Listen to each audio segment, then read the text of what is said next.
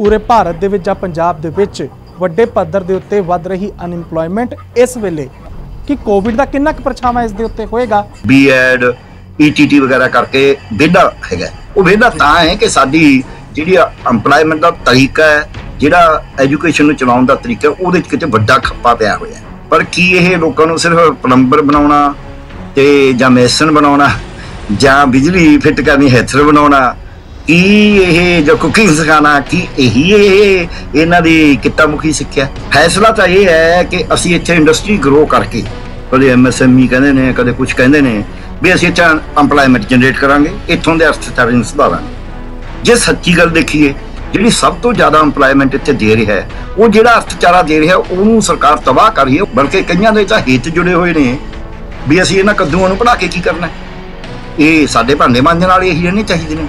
सो इस करके साडियां संस्थावां दा, खास करके स्कूलों का पट्ठा तां इस तरीके नाल बैठिया है कि असीं इलाहाबाद हाई कोर्ट ने पिछे एक फैसला करिया सी भी जिहड़ा भी सरकारी उस तो तनख्वाह लैंदा वो अपने बच्चे नूं सरकारी स्कूल पढ़ावे। असीं भी सरकारी स्कूलों च पढ़े, घरों बोरी लैके जांदे सी। हाईएस्ट एजुकेशन जो मैडिकल हो सकती है वो मैनूं मिली है, पर वो मिली कदी स्कूल करके नहीं, वो मिली इस करके है कि देश आज़ाद हो गया सी, नीतियां चंगियां सी। मैनूं ऐं लगदा भी साडी जिहड़ी अज लीडरशिप है, खास करके सियासी लीडरशिप सारियां पार्टियां दी, मैं एक दी नहीं गल करदा, वो मैनूं लगदा अपने कद तो बौणी हो गई। अपने निजी हितां दे लई एक पासड़ जो पॉलिसीज़ तैयार होंदियां रहियां उस दे उत्ते अमेंडमेंट्स भी हुंदे रहे, तां उस दे नतीजे अज असीं हर सैक्टर दे विच वेख ही रहे हां। भावें अज पंजाब किते ना किते पिछे जा रहा है ईज़ ऑफ बिजनेस दे विच, लेकिन फर्क किहनूं पैंदा है? किसे नूं नहीं। सो साडी जिहड़ी हालत है वो यह है कि असीं जिथे भी साडे इंपलायमेंट का स्कोप सी, पहला असीं सरकारी स्कोप खत्म करिया, मैं बाद च फिगर्स से आवांगा। उस तो बाद हुण असीं की कर रहे हां, जिहड़ा दुखांत है, जिहड़ा सानूं सारे पंजाबियों नूं सोचण दी लोड़ है, एज ए पंजाब सोचण दी लोड़ है। पंजाब जा किधर नूं रहा है, तुहानूं पता ही है, तुसीं बाहर बैठे हो, 1.5 लाख बच्चा हर साल बाहर जा रहा है। पहलां जिहड़े आजादी घुलाटीए बाहर गए सी, गदरी बाबे बाहर गए सी, वो इत्थे आउंदे सी, इत्थे सरमाया भेजदे सी, पंजाब दा विकास करदे सी। अज दा जिहड़ा नौजवान बाहर जा रहा है वो इत्थों सारा लका टुका बेच के जा रहा है। पंजाब दे कॉलेजां दी गल करां तो 276 दे विच सरकारी जिहड़े BA MA वगैरह कराने ग्रेजुएट के कॉलेज ने, 276 के सिर्फ 50 कॉलेज ने जिहड़े सरकारी। जे मैं BEd के कॉलेजों की गल करां जिहड़े मास्टर का डिग्री कोर्स कराउंदे ने पढ़ाउण वास्ते ट्रेनिंग का, ते BEd के 186 दे विच सिर्फ 3 सरकारी ने। जे मैं नर्सिंग कॉलेजों की गल करां तां 250 दे विच सरकारी तां सिर्फ 4-5 ने। अज साडे कोले 60,000 बच्चा जिहड़ा वो MA MSc PhD वगैरह दे विच पढ़ रहा है मुकाम दे विच। MBBS B जिहड़े ग्रेजुएट प्रोफैशनल कॉलेज ने इंजीनियरिंग ते मैडिकल दे, उहदे च 3.5 लाख बच्चा। जे मैं nursing they, art and craft they, BEd they, teachers they, इन्हां कोर्सां की गल करां तकरीबन 2 लाख बच्चा इन्हां च पढ़ रहा है। 10 लाख नौजवान तां तुहाडा ओह है जिहड़ा बिल्कुल प्रोफैशनली ट्रेंड हो रहा है। जिहड़ी साडी भर्ती पंजाबियां दी फौज च सी वो घटाती, वो तुहानूं भी पता है, मैनूं भी पता है भी वो घटाई इस करके नहीं कि असीं कमज़ोर हाँ जां साडा बहुत ज़्यादा हो गया सी। घटाई कारण ने कि जिहड़ी साडी भारत सरकार है वो खास करके पंजाबी उहदे नाल एवें अख दे विच रगड़दे जे रहिंदे ने। नवीं सिੱਖਿਆ नीति की खास तौर ते गल कर रहे हैं, RSS का कितना दखल है? देखो जी वो तो सीधा RSS का दखल है, वो तो कोई दो तरह ही नहीं। RSS ने जिन्ना साडा सभ्याचार उहनूं अपने तरीके नाल ढालिया, एक लैवल ते सिखां नूं ये सबूत कर दिता सी दुनिया दे विच भी ये टैरोरिस्ट ने, ये लोकां नूं मारदे ने। पर दूजे पासे हुण पिछे समय दे विच 2-3 सालां च ये दुनिया दे सामने चानण हो गया सी भी जिहड़ा ये पंजाबियां दा सिखां दा जिहड़ा फलसफा है ये तो बड़ा ही इंसानी दा उच्चा फलसफा है।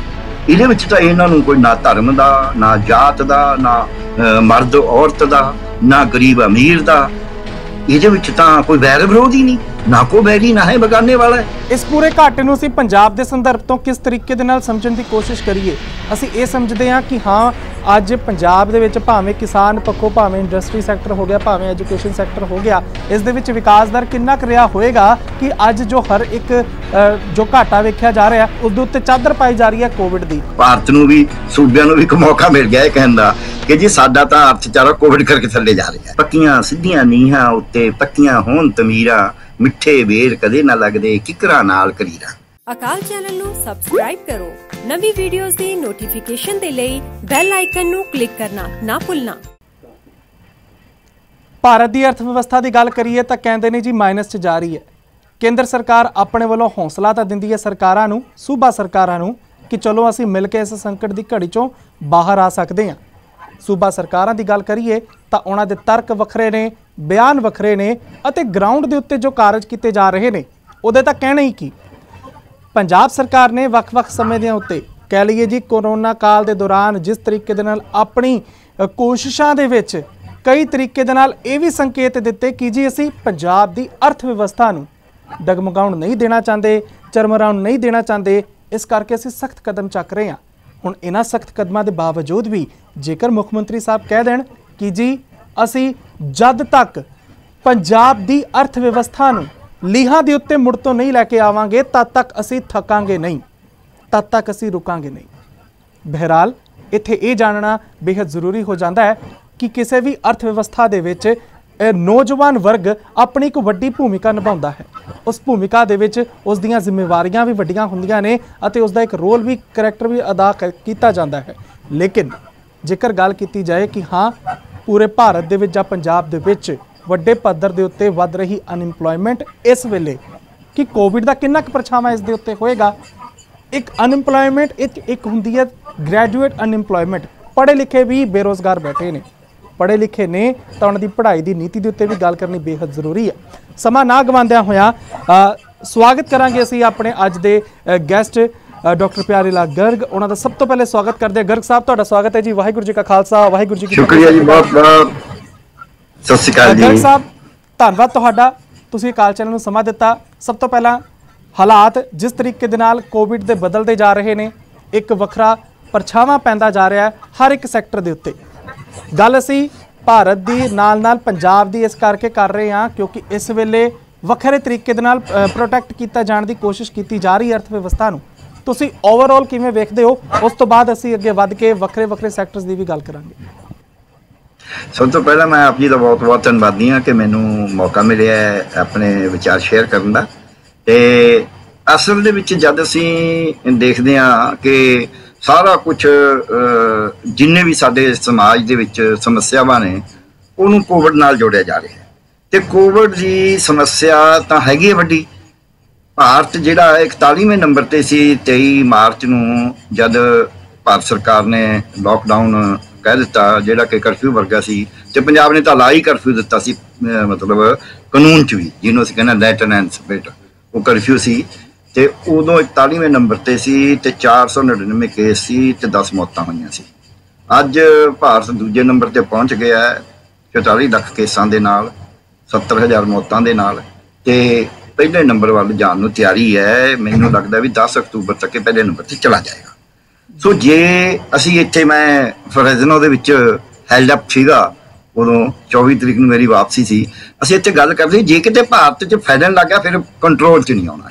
ਇਹ ਇਹਨਾਂ ਤੋਂ ਕੰਟਰੋਲ 'ਚ ਆ ਨਹੀਂ ਰਿਹਾ ਇਹਦੇ ਨਾਲ। ਪਰ ਇਹਨਾਂ ਨੂੰ ਇਹ ਇੱਕ ਹਥਿਆਰ ਜਿਹਾ ਮਿਲਿਆ ਹੋਇਆ ਜਿਵੇਂ ਓਵਰਆਲ ਸਿਚੁਏਸ਼ਨ ਦੀ ਜਦ ਅਸੀਂ ਗੱਲ ਕਰਦੇ ਹਾਂ ਵੀ ਇਹ ਵਧੀ ਰਿਹਾ ਹੈ।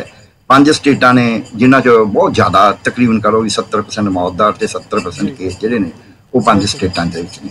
ਪਰ ਬਹੁਤਾ ਉਹਨਾਂ 5 ਸਟੇਟਾਂ ਦੇ ਵਿੱਚ ਵੀ ਜਿਹੜਾ ਜਦ ਵੋਟ ਬੈਂਕ ਤੋਂ ਦੇਖੀਏ ਤਾਂ ਯੂਪੀ ਬਹੁਤ ਵੱਡੀ ਹੈ, ਤੇ ਜੇ ਅਸੀਂ ਅਰਥਚਾਰੇ ਨੂੰ ਦੇਖੀਏ ਤਾਂ ਫਿਰ ਮਹਾਰਾਸ਼ਟਰ ਜਿਹੜਾ ਹੈ ਉਹਦਾ ਬਹੁਤ ਵੱਡੀ ਅਹਿਮੀਅਤ ਹੈ ਅਰਥਚਾਰੇ ਦੇ ਵਿੱਚ ਜੀ। ਤੇ ਪੰਜਾਬ ਹਿੰਦੁਸਤਾਨ ਦੇ ਵਿੱਚ ਜੇ ਅਸੀਂ ਜਿਹੜਾ ਵੀ ਨਜ਼ਰ ਮਾਰੀਏ ਤਾਂ 23 ਮਾਰਚ ਤੋਂ ਪਹਿਲਾਂ ਜੀ ਹਿੰਦੁਸਤਾਨ ਦਾ ਜਿਹੜਾ GDP ਸੀ ਉਹ ਥੱਲੇ ਆ ਰਿਹਾ ਸੀ। ਹਿੰਦੁਸਤਾਨ ਦੇ ਵਿੱਚ ਅਨਐਮਪਲੋਇਮੈਂਟ ਗਰੋ ਕਰ ਰਹੀ ਸੀ। ਇੱਥੋਂ ਦੀ ਆਟੋਮੋਬਾਈਲ ਇੰਡਸਟਰੀ, ਇੱਥੋਂ ਦੀ ਆਪਣੀ ਹੋਟਲ ਇੰਡਸਟਰੀ, ਇੱਥੋਂ ਦੀ ਅਸੀਂ ਕਹੀਏ ਕੰਸਟਰਕਸ਼ਨ ਇੰਡਸਟਰੀ, ਇਹ ਸਾਰੀਆਂ ਇੰਡਸਟਰੀਜ਼ ਦੇ ਵਿੱਚ, ਸੈਰ ਸਪਾਟਾ ਇੰਡਸਟਰੀ, ਇਹ ਸਾਰੀਆਂ ਥੱਲੇ ਜਾ ਰਹੀਆਂ ਸੀ। ਆਟੋਮੋਬਾਈਲ ਜੇ ਮੈਂ ਬ੍ਰੇਕਅਪ ਵੀ ਕਰਾਂ, ਕਈ ਕਹਿੰਦੇ ਨਹੀਂ ਜੀ ਜਿਹੜਾ ਅਮੀਰ ਦਾ ਸ਼ਹਿਰ ਨਹੀਂ, ਸਾਈਕਲ ਤੱਕ ਦੀ, 2 ਪਹੀਆ ਵਾਹਨ ਦੀ, 3 ਪਹੀਆ ਵਾਹਨ ਦੀ, 4 ਪਹੀਆ ਵਾਹਨ ਦੀ, ਉਹ ਸਾਰੀ ਇੰਡਸਟਰੀ ਥੱਲੇ ਆ ਰਹੀ ਸੀ। ਤੇ ਉਹਦਾ ਜੇ ਅੰਪਲਾਇਮੈਂਟ ਮੈਂ ਟੈਕਨੋਲੋਜੀਕਲੀ ਐਡਵਾਂਸਮੈਂਟ ਕਰਨ ਕਰਕੇ ਜਿਹੜਾ ਹੋਣੀ ਹੈ ਅਨਐਮਪਲਾਇਮੈਂਟ, ਉਹਨੂੰ ਮੈਂ ਛੱਡ ਵੀ ਦੇਵਾਂ, ਜਿਹੜੀ ਸਿਰਫ ਇਸ ਕਰਕੇ ਹੋ ਰਹੀ ਸੀ ਕਿ ਉਹਨਾਂ ਦਾ ਮਾਲ ਹੀ ਨਹੀਂ ਬਾਜ਼ਾਰ 'ਚ ਵਿਕ ਰਿਹਾ। ਜਦ ਮਾਲ ਬਾਜ਼ਾਰ 'ਚ ਦੇਖੋ, ਇੱਕ ਵੱਡਾ ਅਰਥਚਾਰੇ ਦਾ ਨਿਯਮ ਹੈ ਕਿ ਜਿਹੜਾ ਮਾਲ ਪੈਦਾ ਹੁੰਦਾ ਹੈ ਜੇ ਉਹ ਬਾਜ਼ਾਰ ਦੇ ਵਿੱਚ ਉਹਦੀ ਖਪਤ ਨਹੀਂ ਹੈ ਤਾਂ ਉਹਦੇ ਨਾਲ ਕੱਚਾ ਮਾਲ ਵੀ ਖਰੀਦਣਾ ਬੰਦ ਹੋਊਗਾ, ਉਹਦੇ ਨਾਲ ਨੌਕਰੀਆਂ ਵੀ ਜਾਣਗੀਆਂ, ਉਹਦੇ ਨਾਲ ਪੈਸਾ ਵੀ ਘਟੇਗਾ, ਉਹਦੇ ਨਾਲ ਅਰਥਚਾਰਾ ਖੜੋਤ 'ਚ ਵੀ ਆਏਗਾ। ਚਾਹੇ 1933 29-33 ਦਾ ਆਪਾਂ ਲੈ ਲਈਏ, ਚਾਹੇ ਆਪਾਂ 60ਵੇਂ 'ਚ ਲੈ ਲਈਏ, ਚਾਹੇ 2008 'ਚ ਲੈ ਲਈਏ। ਸੋ ਖੜੋਤ 'ਚ ਅਰਥਚਾਰਾ ਉਦੋਂ ਆਉਂਦਾ ਜਦੇ। ਸੋ ਇਹ ਪਹਿਲਾਂ ਖੜੋਤ ਸੀ। ਪਰ ਇੱਕ ਗੱਲ ਜ਼ਰੂਰ ਹੈ, ਭਾਰਤ ਨੂੰ ਵੀ, ਸੂਬਿਆਂ ਨੂੰ ਵੀ ਇੱਕ ਮੌਕਾ ਮਿਲ ਗਿਆ ਇਹ ਕਹਿਣ ਦਾ ਕਿ ਜੀ ਸਾਡਾ ਤਾਂ ਅਰਥਚਾਰਾ ਕੋਵਿਡ ਕਰਕੇ ਥੱਲੇ ਜਾ ਰਿਹਾ ਹੈ। ਸੋ ਸਾਨੂੰ ਇਸ ਗੱਲ ਦਾ ਇਹ ਠੀਕ ਹੈ, ਕੋਵਿਡ ਕਰਕੇ ਬਹੁਤ ਕੁਝ ਹੋਇਆ। ਕੋਵਿਡ ਦੇ ਵਿੱਚ ਵੀ ਕਿਉਂ ਅਰਥਚਾਰਾ ਜ਼ਿਆਦਾ ਬਹੁਤ ਥੱਲੇ ਗਿਆ, ਇਹ 'ਚ ਕੋਈ ਸ਼ੱਕ ਨਹੀਂ। ਪਰ ਉਹ ਵੀ ਥੱਲੇ ਕਿਉਂ ਗਿਆ? ਕਿ ਉਹ ਸੱਚੀ ਮੁੱਚੀ ਕੋਵਿਡ ਕਾਰਨ ਗਿਆ ਜਾਂ ਸਾਡੇ ਪ੍ਰਬੰਧ ਕਾਰਨ ਗਿਆ? ਵੀ ਅਸੀਂ ਪ੍ਰਬੰਧ ਹੀ ਕੋਈ ਠੀਕ ਨਹੀਂ ਕਰ ਸਕੇ, ਜਿਹਦੇ ਕਰਕੇ ਅਸੀਂ ਉਹਨੂੰ ਹੋਰ ਜਿਹੜਾ ਬਚਾ ਸਕਦੇ ਸੀ ਉਹ ਵੀ ਨਹੀਂ ਬਚਾ ਸਕੇ। ਸੋ ਇਹਨਾਂ ਗੱਲਾਂ ਨੂੰ ਅੱਜ ਦੇਖਣ ਦੀ ਲੋੜ ਹੈ, ਮੈਨੂੰ ਇਹ ਲੱਗਦਾ। ਇਸ ਪੂਰੇ ਘਾਟੇ ਨੂੰ ਅਸੀਂ ਪੰਜਾਬ ਦੇ ਸੰਦਰਭ ਤੋਂ ਕਿਸ ਤਰੀਕੇ ਦੇ ਨਾਲ ਸਮਝਣ ਦੀ ਕੋਸ਼ਿਸ਼ ਕਰੀਏ? ਅਸੀਂ ਇਹ ਸਮਝਦੇ ਹਾਂ ਕਿ ਹਾਂ, ਅੱਜ ਪੰਜਾਬ ਦੇ ਵਿੱਚ ਭਾਵੇਂ ਕਿਸਾਨ ਪੱਖੋਂ, ਭਾਵੇਂ ਇੰਡਸਟਰੀ ਸੈਕਟਰ ਹੋ ਗਿਆ, ਭਾਵੇਂ ਐਜੂਕੇਸ਼ਨ ਸੈਕਟਰ ਹੋ ਗਿਆ, ਇਸ ਦੇ ਵਿੱਚ ਵਿਕਾਸ ਦਰ ਕਿੰਨਾ ਕੁ ਰਿਹਾ ਹੋਏਗਾ ਕਿ ਅੱਜ ਜੋ ਹਰ ਇੱਕ ਜੋ ਘਾਟਾ ਵੇਖਿਆ ਜਾ ਰਿਹਾ ਉਸ ਨੂੰ ਉਸ ਦੇ ਉੱਤੇ ਚਾਦਰ ਪਾਈ ਜਾ ਰਹੀ ਹੈ ਕੋਵਿਡ ਦੀ। ਪੰਜਾਬ ਦੇ ਵਿੱਚ ਐਜੂਕੇਸ਼ਨ ਦੇ ਸੈਕਟਰ ਦੀ ਅਸੀਂ ਗੱਲ ਕਰਦੇ ਹਾਂ ਤਾਂ ਇਸ ਦੇ ਵਿੱਚ ਵਿਕਾਸ ਤਾਂ ਕੀ ਹੋਣਾ ਸੀ? ਘਰਾਂ ਦੇ ਵਿੱਚ ਟੀਚਰ ਸੀ ਬੈਠੇ, ਬੱਚਿਆਂ ਨੂੰ ਘਰਾਂ ਦੇ ਵਿੱਚ ਪੜ੍ਹਾਉਣ ਦੀ ਕੋਸ਼ਿਸ਼ ਕਰ ਰਹੇ ਸੀ, ਉਸ ਦੇ ਵਿੱਚ ਵੀ ਸਰਕਾਰ ਦਾ ਕੋਈ ਅਜਿਹਾ ਹੁੰਗਾਰਾ ਜਾਂ ਸਪੋਰਟ ਨਜ਼ਰ ਨਹੀਂ ਆਈ। ਅਸੀਂ ਪ੍ਰਾਇਮਰੀ ਸੈਕਟਰ ਤੋਂ ਲੈ ਕੇ ਅਸੀਂ ਸੈਕੰਡਰੀ ਸੈਕਟਰ ਤੱਕ ਦੀ ਜੇਕਰ ਗੱਲ ਕਰੀਏ ਸਕੂਲਾਂ ਦੀ ਨਵੀਂ ਨੀਤੀ ਦੇ ਉੱਤੇ ਵੀ ਅਸੀਂ ਆਵਾਂਗੇ। ਹਾਂਜੀ ਬਿਲਕੁਲ ਠੀਕ ਹੈ।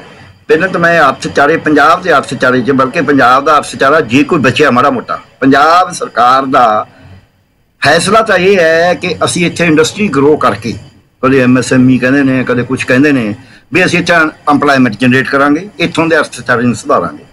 ਜੇ ਸੱਚੀ ਗੱਲ ਦੇਖੀਏ, ਜਿਹੜੀ ਸਭ ਤੋਂ ਜ਼ਿਆਦਾ ਇੰਪਲਾਇਮੈਂਟ ਇੱਥੇ ਦੇ ਰਿਹਾ ਹੈ, ਉਹ ਜਿਹੜਾ ਅਰਥਚਾਰਾ ਦੇ ਰਿਹਾ ਉਹਨੂੰ ਸਰਕਾਰ ਤਬਾਹ ਕਰ ਰਹੀ ਹੈ। ਉਹਦੀ ਥਾਂ ਤੇ ਉਹਦੀ ਕੋਸਟ ਦੇ ਉੱਤੇ ਦੇ ਅਰਥਚਾਰਾ ਜਾ ਰਹੀ ਹੈ। ਪਹਿਲੀ ਗੱਲ ਮੈਂ ਇਹ ਕਹਿਣੀ ਚਾਹੁੰਦਾ, ਕਿਵੇਂ ਐਗਰੀਕਲਚਰ ਜਿਹੜੀ ਹੈ ਪੰਜਾਬ ਦੀ ਖੇਤੀ, ਉਹ 36% ਇੰਪਲਾਇਮੈਂਟ ਦੇ ਰਹੀ ਹੈ ਪੰਜਾਬ 'ਚ, ਤੇ ਉਹਦਾ GDP ਦੇ ਵਿੱਚ ਹਿੱਸਾ ਸਿਰਫ 16% ਹੈ।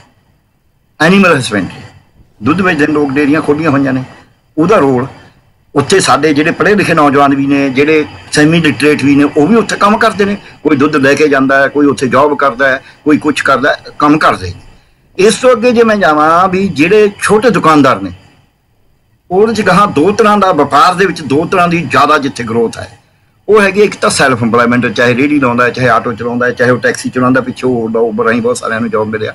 ਤੇ ਦੂਜਾ ਜਿਹੜਾ ਉਹਦੇ 'ਚ ਇੰਪਲਾਇਮੈਂਟ ਦਾ ਸੋਰਸ ਹੈ, ਉਹ ਹੈਗੀਆਂ ਜਿਹੜਾ ਛੋਟਾ ਵਪਾਰ ਹੈ, ਛੋਟੇ ਵਪਾਰ 'ਚ, ਛੋਟੀ ਇੰਡਸਟਰੀ 'ਚ, ਲਘੂ ਉਦਯੋਗਾਂ 'ਚ, ਤੇ ਜੇ ਅਸੀਂ ਕਹੀਏ ਵੀ ਦਰਮਿਆਨੇ ਉਦਯੋਗਾਂ 'ਚ, ਇਹਨਾਂ 'ਚ ਮੈਕਸੀਮਮ ਇੰਪਲਾਇਮੈਂਟ ਹੈ। ਕੈਪੀਟਲ ਇਨਵੈਸਟਮੈਂਟ ਯਾਨੀ ਕਿ ਸਰਮਾਇਆ, ਘੱਟ ਸਰਮਾਇਆ ਲੱਗਦਾ ਹੈ, ਘੱਟ ਟੈਕਨੋਲੋਜੀ ਦੀ ਲੋੜ ਹੁੰਦੀ ਹੈ। ਪਰ ਜਿਹੜੀਆਂ ਇੰਡਸਟਰੀਆਂ ਨੇ ਉਹ 'ਚ ਸਰਮਾਇਆ ਵੀ ਜ਼ਿਆਦਾ ਲੱਗਦਾ ਹੈ, ਉਹਦੇ 'ਚ ਸਾਡੇ ਅਸਾਸੇ ਵੀ ਜ਼ਿਆਦਾ ਲੱਗਦੇ ਨੇ, ਉਹਦੇ ਵਿੱਚ ਜਿਹੜੀ ਇੰਪਲਾਇਮੈਂਟ ਹੈ ਉਹ ਜਨਰੇਸ਼ਨ ਕਰਨ ਦੀ ਪਾਵਰ ਬਿਲਕੁਲ ਕਹਿ ਲਓ ਵੀ ਨਾ ਮਾਤਰ ਹੈ। ਔਰ ਉਹ ਫਿਰ ਸਾਡਾ ਜਿਹੜਾ ਹੈ, ਜਿਹੜੀ ਤੁਸੀਂ ਐਜੂਕੇਸ਼ਨ ਦੀ ਸਿੱਖਿਆ ਦੀ ਗੱਲ ਕਰੀ ਹੈ, ਨਾ ਤਾਂ ਸਾਡੇ ਸਿੱਖਤ ਕਹਿ ਤਾਂ ਇਹ ਰਹੇ ਨੇ, ਸਾਰੇ ਅਰਥ ਸ਼ਾਸਤਰੀ ਕਹਿੰਦੇ ਨੇ ਸਾਡੀ ਤਾਂ ਜੀ ਯੂਥ ਇੰਪਲਾਏਬਲ ਨਹੀਂ। ਸਾਡੀ ਜਿਹੜੀ ਸਿੱਖਿਆ ਹੈ ਉਹ ਇਹੋ ਜਿਹੀ ਹੈ ਜਿਹਦੀ ਇੰਪਲਾਇਮੈਂਟ ਨਹੀਂ ਮਿਲਦੀ। ਹੁਣ ਅਸੀਂ ਕਿੱਤਾ ਮੁਖੀ ਸਿੱਖਿਆ ਦੇਵਾਂਗੇ, ਨਵੀਂ ਸਿੱਖਿਆ ਨੀਤੀ ਕਹਿੰਦਾ ਅਸੀਂ 6ਵੀਂ ਤੋਂ ਹੀ ਕਿੱਤਾ ਮੁਖੀ ਸਿੱਖਿਆ ਦੇਵਾਂਗੇ। ਕਿੱਤਾ ਮੁਖੀ ਸਿੱਖਿਆ ਕੀ ਇਹ, ਮੈਂ ਇਹ ਨਹੀਂ ਕਹਿੰਦਾ ਵੀ ਇਹ ਜੌਬ ਮਾੜੇ ਨੇ, ਪਰ ਕੀ ਇਹ ਲੋਕਾਂ ਨੂੰ ਸਿਰਫ ਪਲੰਬਰ ਬਣਾਉਣਾ ਤੇ ਜਾਂ ਮੈਸਨ ਬਣਾਉਣਾ ਜਾਂ ਬਿਜਲੀ ਫਿੱਟ ਕਰਨੀ, ਹੈਥਰ ਬਣਾਉਣਾ, ਕੀ ਇਹ ਜਾਂ ਕੁਕਿੰਗ ਸਿਖਾਉਣਾ, ਕੀ ਇਹੀ ਇਹ ਇਹਨਾਂ ਦੀ ਕਿੱਤਾ ਮੁਖੀ ਸਿੱਖਿਆ? ਕਿੱਤਾ ਮੁਖੀ ਸਿੱਖਿਆ ਦੇ ਵਿੱਚ ਜਿਹੜੇ ਸਾਡੇ ਯੂਨੀਵਰਸਿਟੀਆਂ ਕਾਲਜਾਂ 'ਚ ਪੜ੍ਹਦੇ ਨੇ, ਜੇ ਅਸੀਂ ਦੇਖੀਏ ਧਿਆਨ ਨਾਲ, ਅੱਜ ਸਾਡੇ ਕੋਲੇ 60,000 ਬੱਚਾ ਜਿਹੜਾ ਉਹ MA MSc PhD ਵਗੈਰਾ ਦੇ ਵਿੱਚ ਪੜ੍ਹ ਰਿਹਾ ਹੈ ਮੁਕਾਮ ਦੇ ਵਿੱਚ।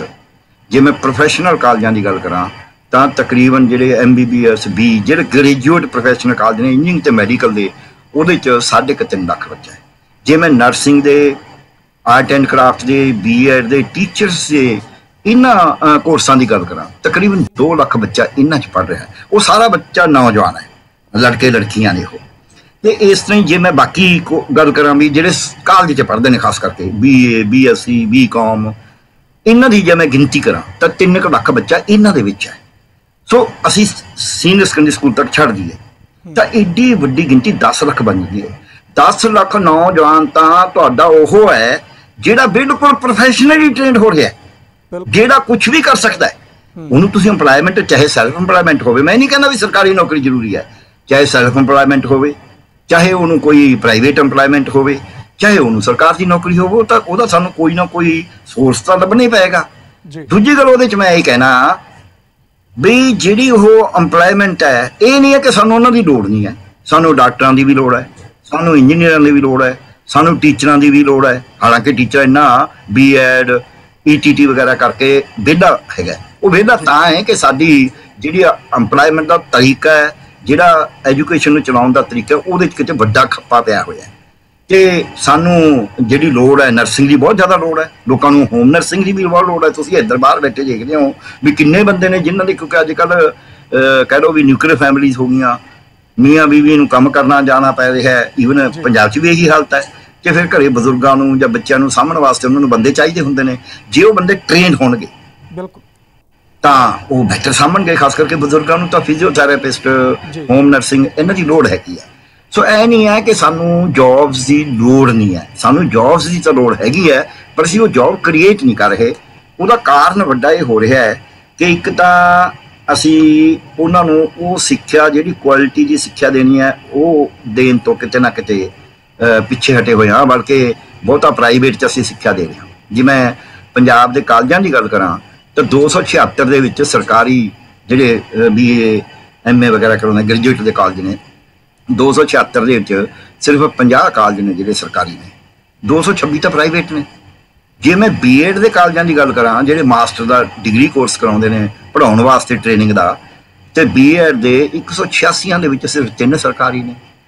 ਜੇ ਮੈਂ ਨਰਸਿੰਗ ਕਾਲਜਾਂ ਦੀ ਗੱਲ ਕਰਾਂ ਤਾਂ 250 ਦੇ ਵਿੱਚ ਸਰਕਾਰੀ ਤਾਂ ਸਿਰਫ 4-5 ਨੇ। ਸੋ ਇਸ ਤੋਂ ਇਹ ਸਾਨੂੰ ਪਤਾ ਲੱਗਦਾ ਕਿੰਨੀ ਜ਼ਿਆਦਾ। ਇੰਨੇ ਕਾਲਜਾਂ ਦੀ ਗੱਲ ਕਰ ਲਈਏ, ਇੰਨੇ ਕਾਲਜ 3 ਤਾਂ ਸੁਸਾਇਟੀਆਂ ਨੂੰ ਦਿੱਤੇ ਹੋਏ ਨੇ, 2 ਕਿ 3 ਇਹ ਜਿਵੇਂ ਲੌਂਗੋਵਾਲ ਹੈ, ਸਲੀਟ ਲੌਂਗੋਵਾਲ ਹੈ, ਹੁਣ ਇਹਨਾਂ ਨੇ ਇੱਕ IIT ਰੋਪੜ ਖੋਲ੍ਹੀ ਹੈ। ਜੇ ਮੈਂ ਇਹਨਾਂ ਨੂੰ ਵੀ ਲੈ ਲਾਂ ਵਿੱਚ, ਤਾਂ ਵੀ 250 ਦੇ ਵਿੱਚ ਤੁਹਾਡੇ ਕੋਲ 5 ਜਾਂ 6 ਸਰਕਾਰੀ ਨੇ, ਬਾਕੀ ਤਾਂ ਸਾਰੇ ਪ੍ਰਾਈਵੇਟ ਨੇ। ਇੱਕ ਸਿਰਫ ਜਿਹੜੇ ਇੰਡਸਟਰੀਅਲ ਟ੍ਰੇਨਿੰਗ ਇੰਸਟੀਚਿਊਟਸ ਨੇ, ITIs, ਉਹਨਾਂ 'ਚ ਗਿਣਤੀ ਜ਼ਰੂਰ ਕਹਿ ਲਓ 30-35% ਸਰਕਾਰੀਆਂ ਦੀ ਹੈ। ਬਾਕੀ ਤਾਂ ਪੋਲੀਟੈਕਨਿਕ ਵੀ, BE ਦੇ ਵੀ, ETT ਦੇ ਵੀ, BEd ਦੇ ਵੀ, ਐਗਰੀਕਲਚਰ ਦੇ ਵੀ, ਬਹੁਤਾ ਪ੍ਰਾਈਵੇਟ ਟੰਚ ਹੈ। ਸੋ ਇੰਨਾ ਪੈਸਾ ਖਰਚ ਕੇ ਜਿਹੜੇ ਬੱਚੇ ਇੱਥੇ ਆ ਰਹੇ ਨੇ, ਉਹਨਾਂ ਬੱਚਿਆਂ ਨੂੰ ਐਂ ਤਾਂ ਹੈ ਨਹੀਂ ਵੀ ਕਦੇ ਕੋਵਿਡ ਨੇ ਨੌਕਰੀਆਂ ਰੋਕਤੀਆਂ, ਉਦੋਂ ਪਹਿਲਾਂ ਵੀ ਨੌਕਰੀਆਂ ਰੁਕੀਆਂ ਹੋਈਆਂ ਸੀ।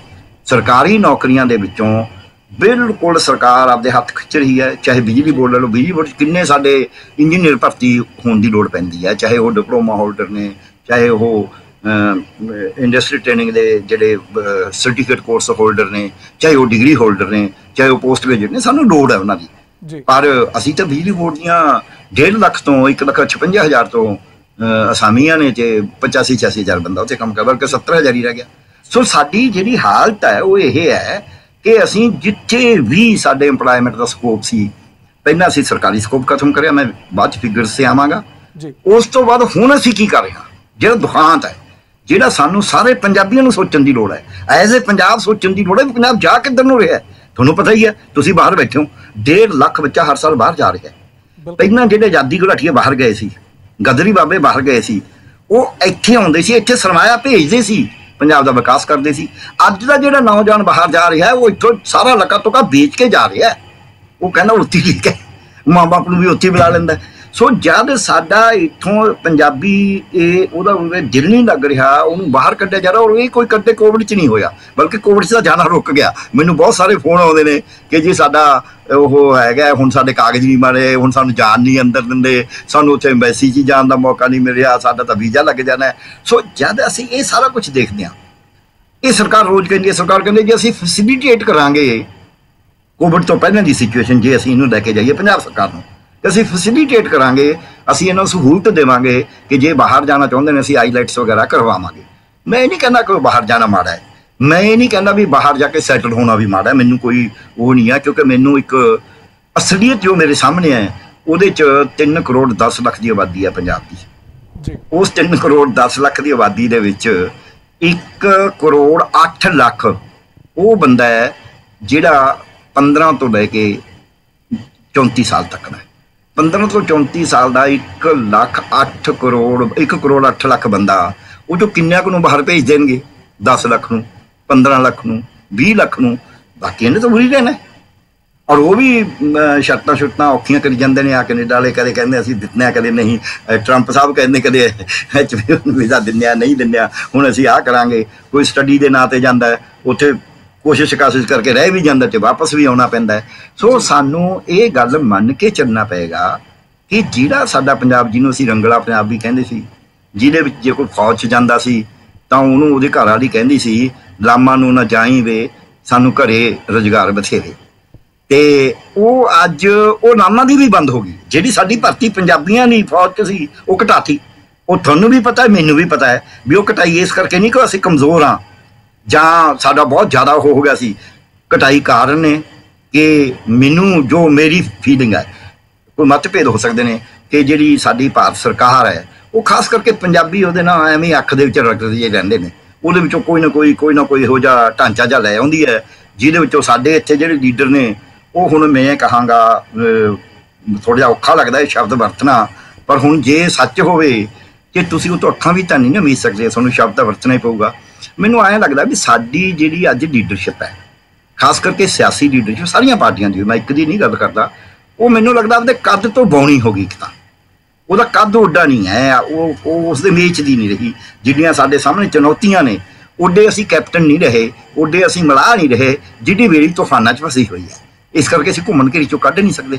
ਬਲਕਿ ਉਲਟੀ ਗੱਲ ਹੋ ਗਈ, ਸਾਨੂੰ ਕਈ ਵਾਰੀ ਮਲਾਹ ਵਾਲਾ ਪਾਸਾ ਭੁੱਲ ਕੇ ਅਸੀਂ ਕੋਈ ਕੰਢੇ 'ਤੇ ਖੜਾ ਸਾਨੂੰ ਜਾਂ ਦੂਰ ਹੋਰ ਸਮੁੰਦਰ 'ਚ ਖੜਾ ਸਾਨੂੰ ਕਹਿੰਦਾ ਤੂੰ ਐਂ ਨਹੀਂ ਐਂ ਕਰ, ਉਹਦੇ ਆਪਦੇ ਹਿੱਤ ਨੇ, ਅਸੀਂ ਉਹ ਮੰਨੀ ਜਾਂਦੇ ਹਾਂ, ਉਹਦੇ ਪਿੱਛੇ ਲੱਗੀ ਜਾਂਦੇ ਹਾਂ।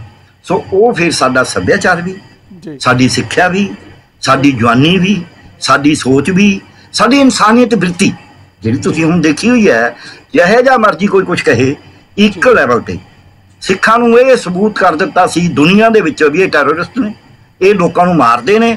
ਪਰ ਦੂਜੇ ਪਾਸੇ ਹੁਣ ਪਿੱਛੇ ਸਮੇਂ ਦੇ ਵਿੱਚ 2-3 ਸਾਲਾਂ 'ਚ ਇਹ ਦੁਨੀਆ ਦੇ ਸਾਹਮਣੇ ਚਾਨਣ ਹੋ ਗਿਆ ਸੀ ਵੀ ਜਿਹੜਾ ਇਹ ਪੰਜਾਬੀਆਂ ਦਾ, ਸਿੱਖਾਂ ਦਾ ਜਿਹੜਾ ਫਲਸਫਾ ਹੈ, ਇਹ ਤਾਂ ਬੜਾ ਹੀ ਇਨਸਾਨੀ ਦਾ ਉੱਚਾ ਫਲਸਫਾ ਹੈ। ਇਹਦੇ ਵਿੱਚ ਤਾਂ ਇਹਨਾਂ ਨੂੰ ਕੋਈ ਨਾ ਧਰਮ ਦਾ, ਨਾ ਜਾਤ ਦਾ, ਨਾ ਮਰਦ ਔਰਤ ਦਾ, ਨਾ ਗਰੀਬ ਅਮੀਰ ਦਾ, ਇਹਦੇ ਵਿੱਚ ਤਾਂ ਕੋਈ ਵੈਰ ਵਿਰੋਧ ਹੀ ਨਹੀਂ, ਨਾ ਕੋਈ ਵੈਰੀ ਨਾ ਹੈ ਬਗਾਨੇ ਵਾਲਾ। ਇਹ ਤਾਂ ਰੋਟੀਆਂ ਖਿਲਾਉਂਦੇ ਨੇ ਜਾ ਕੇ, ਇਹ ਤਾਂ ਮਦਦ ਕਰਦੇ ਨੇ ਜਾ ਕੇ। ਉਹਦੇ ਉੱਤੇ ਵੀ ਮੈਨੂੰ ਲੱਗਦਾ ਹਾਂ ਕੋਵਿਡ ਨੇ ਉਹਦੇ ਉੱਤੇ ਜ਼ਰੂਰ ਸੱਟ ਮਾਰੀ। ਬਿਲਕੁਲ। ਸੋ ਇਹ ਸਾਨੂੰ ਦੇਖਣ ਦੀ ਲੋੜ ਹੈ ਜੀ। ਅੱਜ ਦੇ ਸਮੇਂ ਦੇ ਵਿੱਚ ਗੱਲ ਅਸੀਂ ਕਰ ਰਹੇ ਹਾਂ ਐਜੂਕੇਸ਼ਨ ਸਿਸਟਮ ਦੀ, ਜਿਸ ਦੇ ਵਿੱਚ ਤੁਸੀਂ ਉਚੇਰੀ ਸਿੱਖਿਆ ਤੋਂ ਬਾਅਦ ਅਤੇ ਉਸ ਤੋਂ ਆਉਣ ਵਾਲੇ ਅੱਗੇ ਦੀਆਂ ਸੰਭਾਵਿਤ ਪਰੇਸ਼ਾਨੀਆਂ ਬਾਰੇ ਤੁਸੀਂ ਜ਼ਿਕਰ ਕੀਤਾ। ਗੱਲ ਕਰਨੀ ਬਣਦੀ ਹੈ ਅੱਜ ਦੇ ਸਮੇਂ ਦੇ ਵਿੱਚ ਜੋ ਰੂਟ ਕਾਜ਼ ਹੈਗਾ ਕਿ ਜਿੱਥੋਂ ਬੱਚੇ ਨੇ ਸ਼ੁਰੂਆਤ ਕਰਨੀ ਹੈ। ਕੇਂਦਰ ਦੀ ਨਵੀਂ ਸਿੱਖਿਆ ਨੀਤੀ ਜਿਸ ਤਰੀਕੇ ਦੇ ਨਾਲ ਸਾਲ 2014 ਦੇ ਵਿੱਚ ਤਿਆਰੀਆਂ ਸ਼ੁਰੂ ਕਰ ਦਿੱਤੀਆਂ ਸੀ ਕੇਂਦਰ ਨੇ, ਹੁਣ ਜਾ ਕੇ ਨੀਤੀ ਨੂੰ ਪੂਰਨ ਤਰੀਕੇ ਦੇ ਨਾਲ ਪੂਰੇ ਭਾਰਤ ਦੇ ਵਿੱਚ ਲਾਗੂ ਕਰਨ ਦੀ ਕੋਸ਼ਿਸ਼ਾਂ ਕੀਤੀਆਂ ਜਾ ਰਹੀਆਂ ਨੇ। ਵੱਖਰੇ ਵੱਖਰੇ ਜੋ ਸਲੈਬ ਤਿਆਰ ਕਰ ਦਿੱਤੇ ਗਏ ਨੇ, ਛੋਟੀਆਂ ਕਲਾਸਾਂ ਨੂੰ ਥੋੜ੍ਹੀ ਵੱਡੀਆਂ ਦੇ ਨਾਲ ਮਰਜ ਕਰ ਦਿੱਤਾ ਗਿਆ। ਇਸ ਬਾਬਤ ਤੁਹਾਡਾ ਕੀ ਕੁਝ ਕਹਿਣਾ ਹੈ? ਕਿਸ ਤਰੀਕੇ ਦੀਆਂ ਪਰੇਸ਼ਾਨੀਆਂ ਅਧਿਆਪਕਾਂ ਦੇ ਲਈ ਅਤੇ ਸਕੂਲ ਪ੍ਰਬੰਧਕਾਂ ਦੇ ਲਈ ਹੋ ਸਕਦੀਆਂ ਨੇ? ਅਸੀਂ ਆਪਣੇ ਪੰਜਾਬ ਦੇ ਸਰਕਾਰੀ ਸਕੂਲਾਂ ਦੇ ਢਾਂਚੇ ਦੇ ਨਜ਼ਰ ਤੋਂ ਵੇਖਣ ਦੀ ਜੇਕਰ ਕੋਸ਼ਿਸ਼ ਕਰੀਏ। ਦੇਖੋ, ਇੱਕ ਗੱਲ ਤਾਂ ਇਹ ਹੈ ਜੀ ਵੀ ਜਿਹੜੀਆਂ ਸਾਡਾ ਸਕੂਲੀ ਢਾਂਚਾ, ਇਹ ਗੱਲ ਬਿਲਕੁਲ ਤੁਸੀਂ ਸਹੀ ਕਿਹਾ ਵੀ ਸਕੂਲ ਤਾਂ ਸਾਡੀ ਨੀਂਹ ਹੈ। ਔਰ ਕਿਸੇ ਕਵੀ ਨੇ ਕਿਹਾ ਪੱਕੀਆਂ ਸਿੱਧੀਆਂ ਨੀਹਾਂ ਉੱਤੇ ਪੱਕੀਆਂ ਹੋਣ ਤਮੀਰਾਂ, ਮਿੱਠੇ ਵੇਰ ਕਦੇ ਨਾ ਲੱਗਦੇ ਕਿਕਰਾਂ ਨਾਲ ਕਰੀਰਾਂ। ਸਾਡੀ ਜਿਹੜੀ ਤਮੀਰ ਹੈ, ਜਿਹੜੀ ਸਾਡੀ ਮਹਿਲ ਉਸਰਨਾ ਹੈ, ਮੰਜ਼ਿਲ ਬਣਨੀ ਹੈ, ਉਹ ਬਣਨੀ ਤਾਂ ਮੁੱਢਲੀ ਵਿੱਦਿਆ 'ਤੇ ਹੈ, ਸਕੂਲੀ ਵਿੱਦਿਆ 'ਤੇ ਹੈ। ਜੇ ਮੁੱਢਲੀ ਤੋਂ ਉੱਪਰ ਚਲੇ ਜਾਈਏ ਥੋੜ੍ਹਾ ਜਿਹਾ, ਸੋ ਸਕੂਲੀ ਵਿੱਦਿਆ ਦਾ ਢਾਂਚਾ ਸਾਡਾ ਪਿਛਲੇ 30 ਸਾਲ ਦੇ ਵਿੱਚ ਬਹੁਤ ਬੁਰੀ ਤਰ੍ਹਾਂ ਤਹਿਸ਼ ਨਹਿਸ਼ ਕੀਤਾ ਗਿਆ। ਇਹਨੂੰ ਪ੍ਰਾਈਵੇਟੀਕਰਨ ਦਾ ਲੋਕਾਂ ਦਾ ਹੈਗਾ ਵੀ ਜੀ ਪ੍ਰਾਈਵੇਟ ਕਰਤਾ, ਨਿੱਜੀਕਰਨ ਕਰਤਾ ਅਤੇ ਇਹਦਾ ਵਪਾਰੀਕਰਨ ਕਰਤਾ। ਇਹ ਤਾਂ ਹੈਗਾ ਹੀ ਹੈਗਾ, ਵਪਾਰੀਕਰਨ ਬਹੁਤ ਵੱਡੇ ਪੱਧਰ 'ਤੇ ਕਰਿਆ ਗਿਆ। ਪਰ ਮੈਂ ਇਹਨੂੰ ਐਂ ਵੀ ਲੱਗਦਾ ਹੈ ਵੀ ਉਹ ਜਿਹੜਾ ਸਰਕਾਰੀ ਢਾਂਚਾ ਵੀ ਸੀ, ਜਿੰਨਾ ਕੁ ਵੀ ਰਹਿ ਗਿਆ ਸੀ, ਉਹਦੇ ਵਿੱਚ ਵੀ ਸਾਡਾ ਇੱਕ, ਜਦ ਅਸੀਂ ਸਿੱਖਿਆ ਦਿੰਦੇ ਹਾਂ ਸ਼ੁਰੂ ਤੋਂ, ਬਚਪਨ ਤੋਂ, ਉਹਨੂੰ ਯੂਨੈਸਕੋ ਦਾ ਐਜੂਕੇਸ਼ਨ ਕਮਿਸ਼ਨ ਬਣਿਆ ਸੀ, ਉਹਦੀਆਂ ਕਈ ਰਿਪੋਰਟਾਂ ਆਈਆਂ ਹੋਈਆਂ ਨੇ। ਉਹਦੇ ਵਿੱਚ ਇਹ ਕਿਹਾ ਜਾਂਦਾ ਹੈ ਕਿ ਜਿਹੜੀ ਸਿੱਖਿਆ ਹੈ ਅਸੀਂ ਕਦੇ ਵਾਸਤੇ ਦਿੰਦੇ ਹਾਂ, ਸਿੱਖਿਆ ਦੇ ਉਦੇਸ਼ ਕੀ ਨੇ, ਆਪਾਂ ਉਹ ਦੇਖੀ ਫਿਰ ਆਪਾਂ ਦੇਖਦੇ ਹਾਂ ਵੀ ਆਪਾਂ ਪੰਜਾਬ 'ਚ ਪੂਰੇ ਕਰ ਰਹੇ ਹਾਂ। ਬਾਕੀ ਇੰਡੀਆ ਦੀ ਗੱਲ ਛੱਡ ਵੀ ਦਈ ਹੈ ਜੇ ਟੈਂਪਰੇਰੀ ਤੌਰ 'ਤੇ। ਇੱਕ ਹੈਗਾ ਕਿ ਉਹਨੂੰ 3 ਜਿਹਨੂੰ ਆਰਸ ਕਹਿੰਦੇ ਹੁੰਦੇ ਅੱਗੇ, ਵੀ ਉਹਨੂੰ ਲਿਖਣਾ, ਪੜ੍ਹਨਾ ਅਤੇ ਹਿਸਾਬ ਕਿਤਾਬ ਕਰਨਾ ਆ ਜੇ।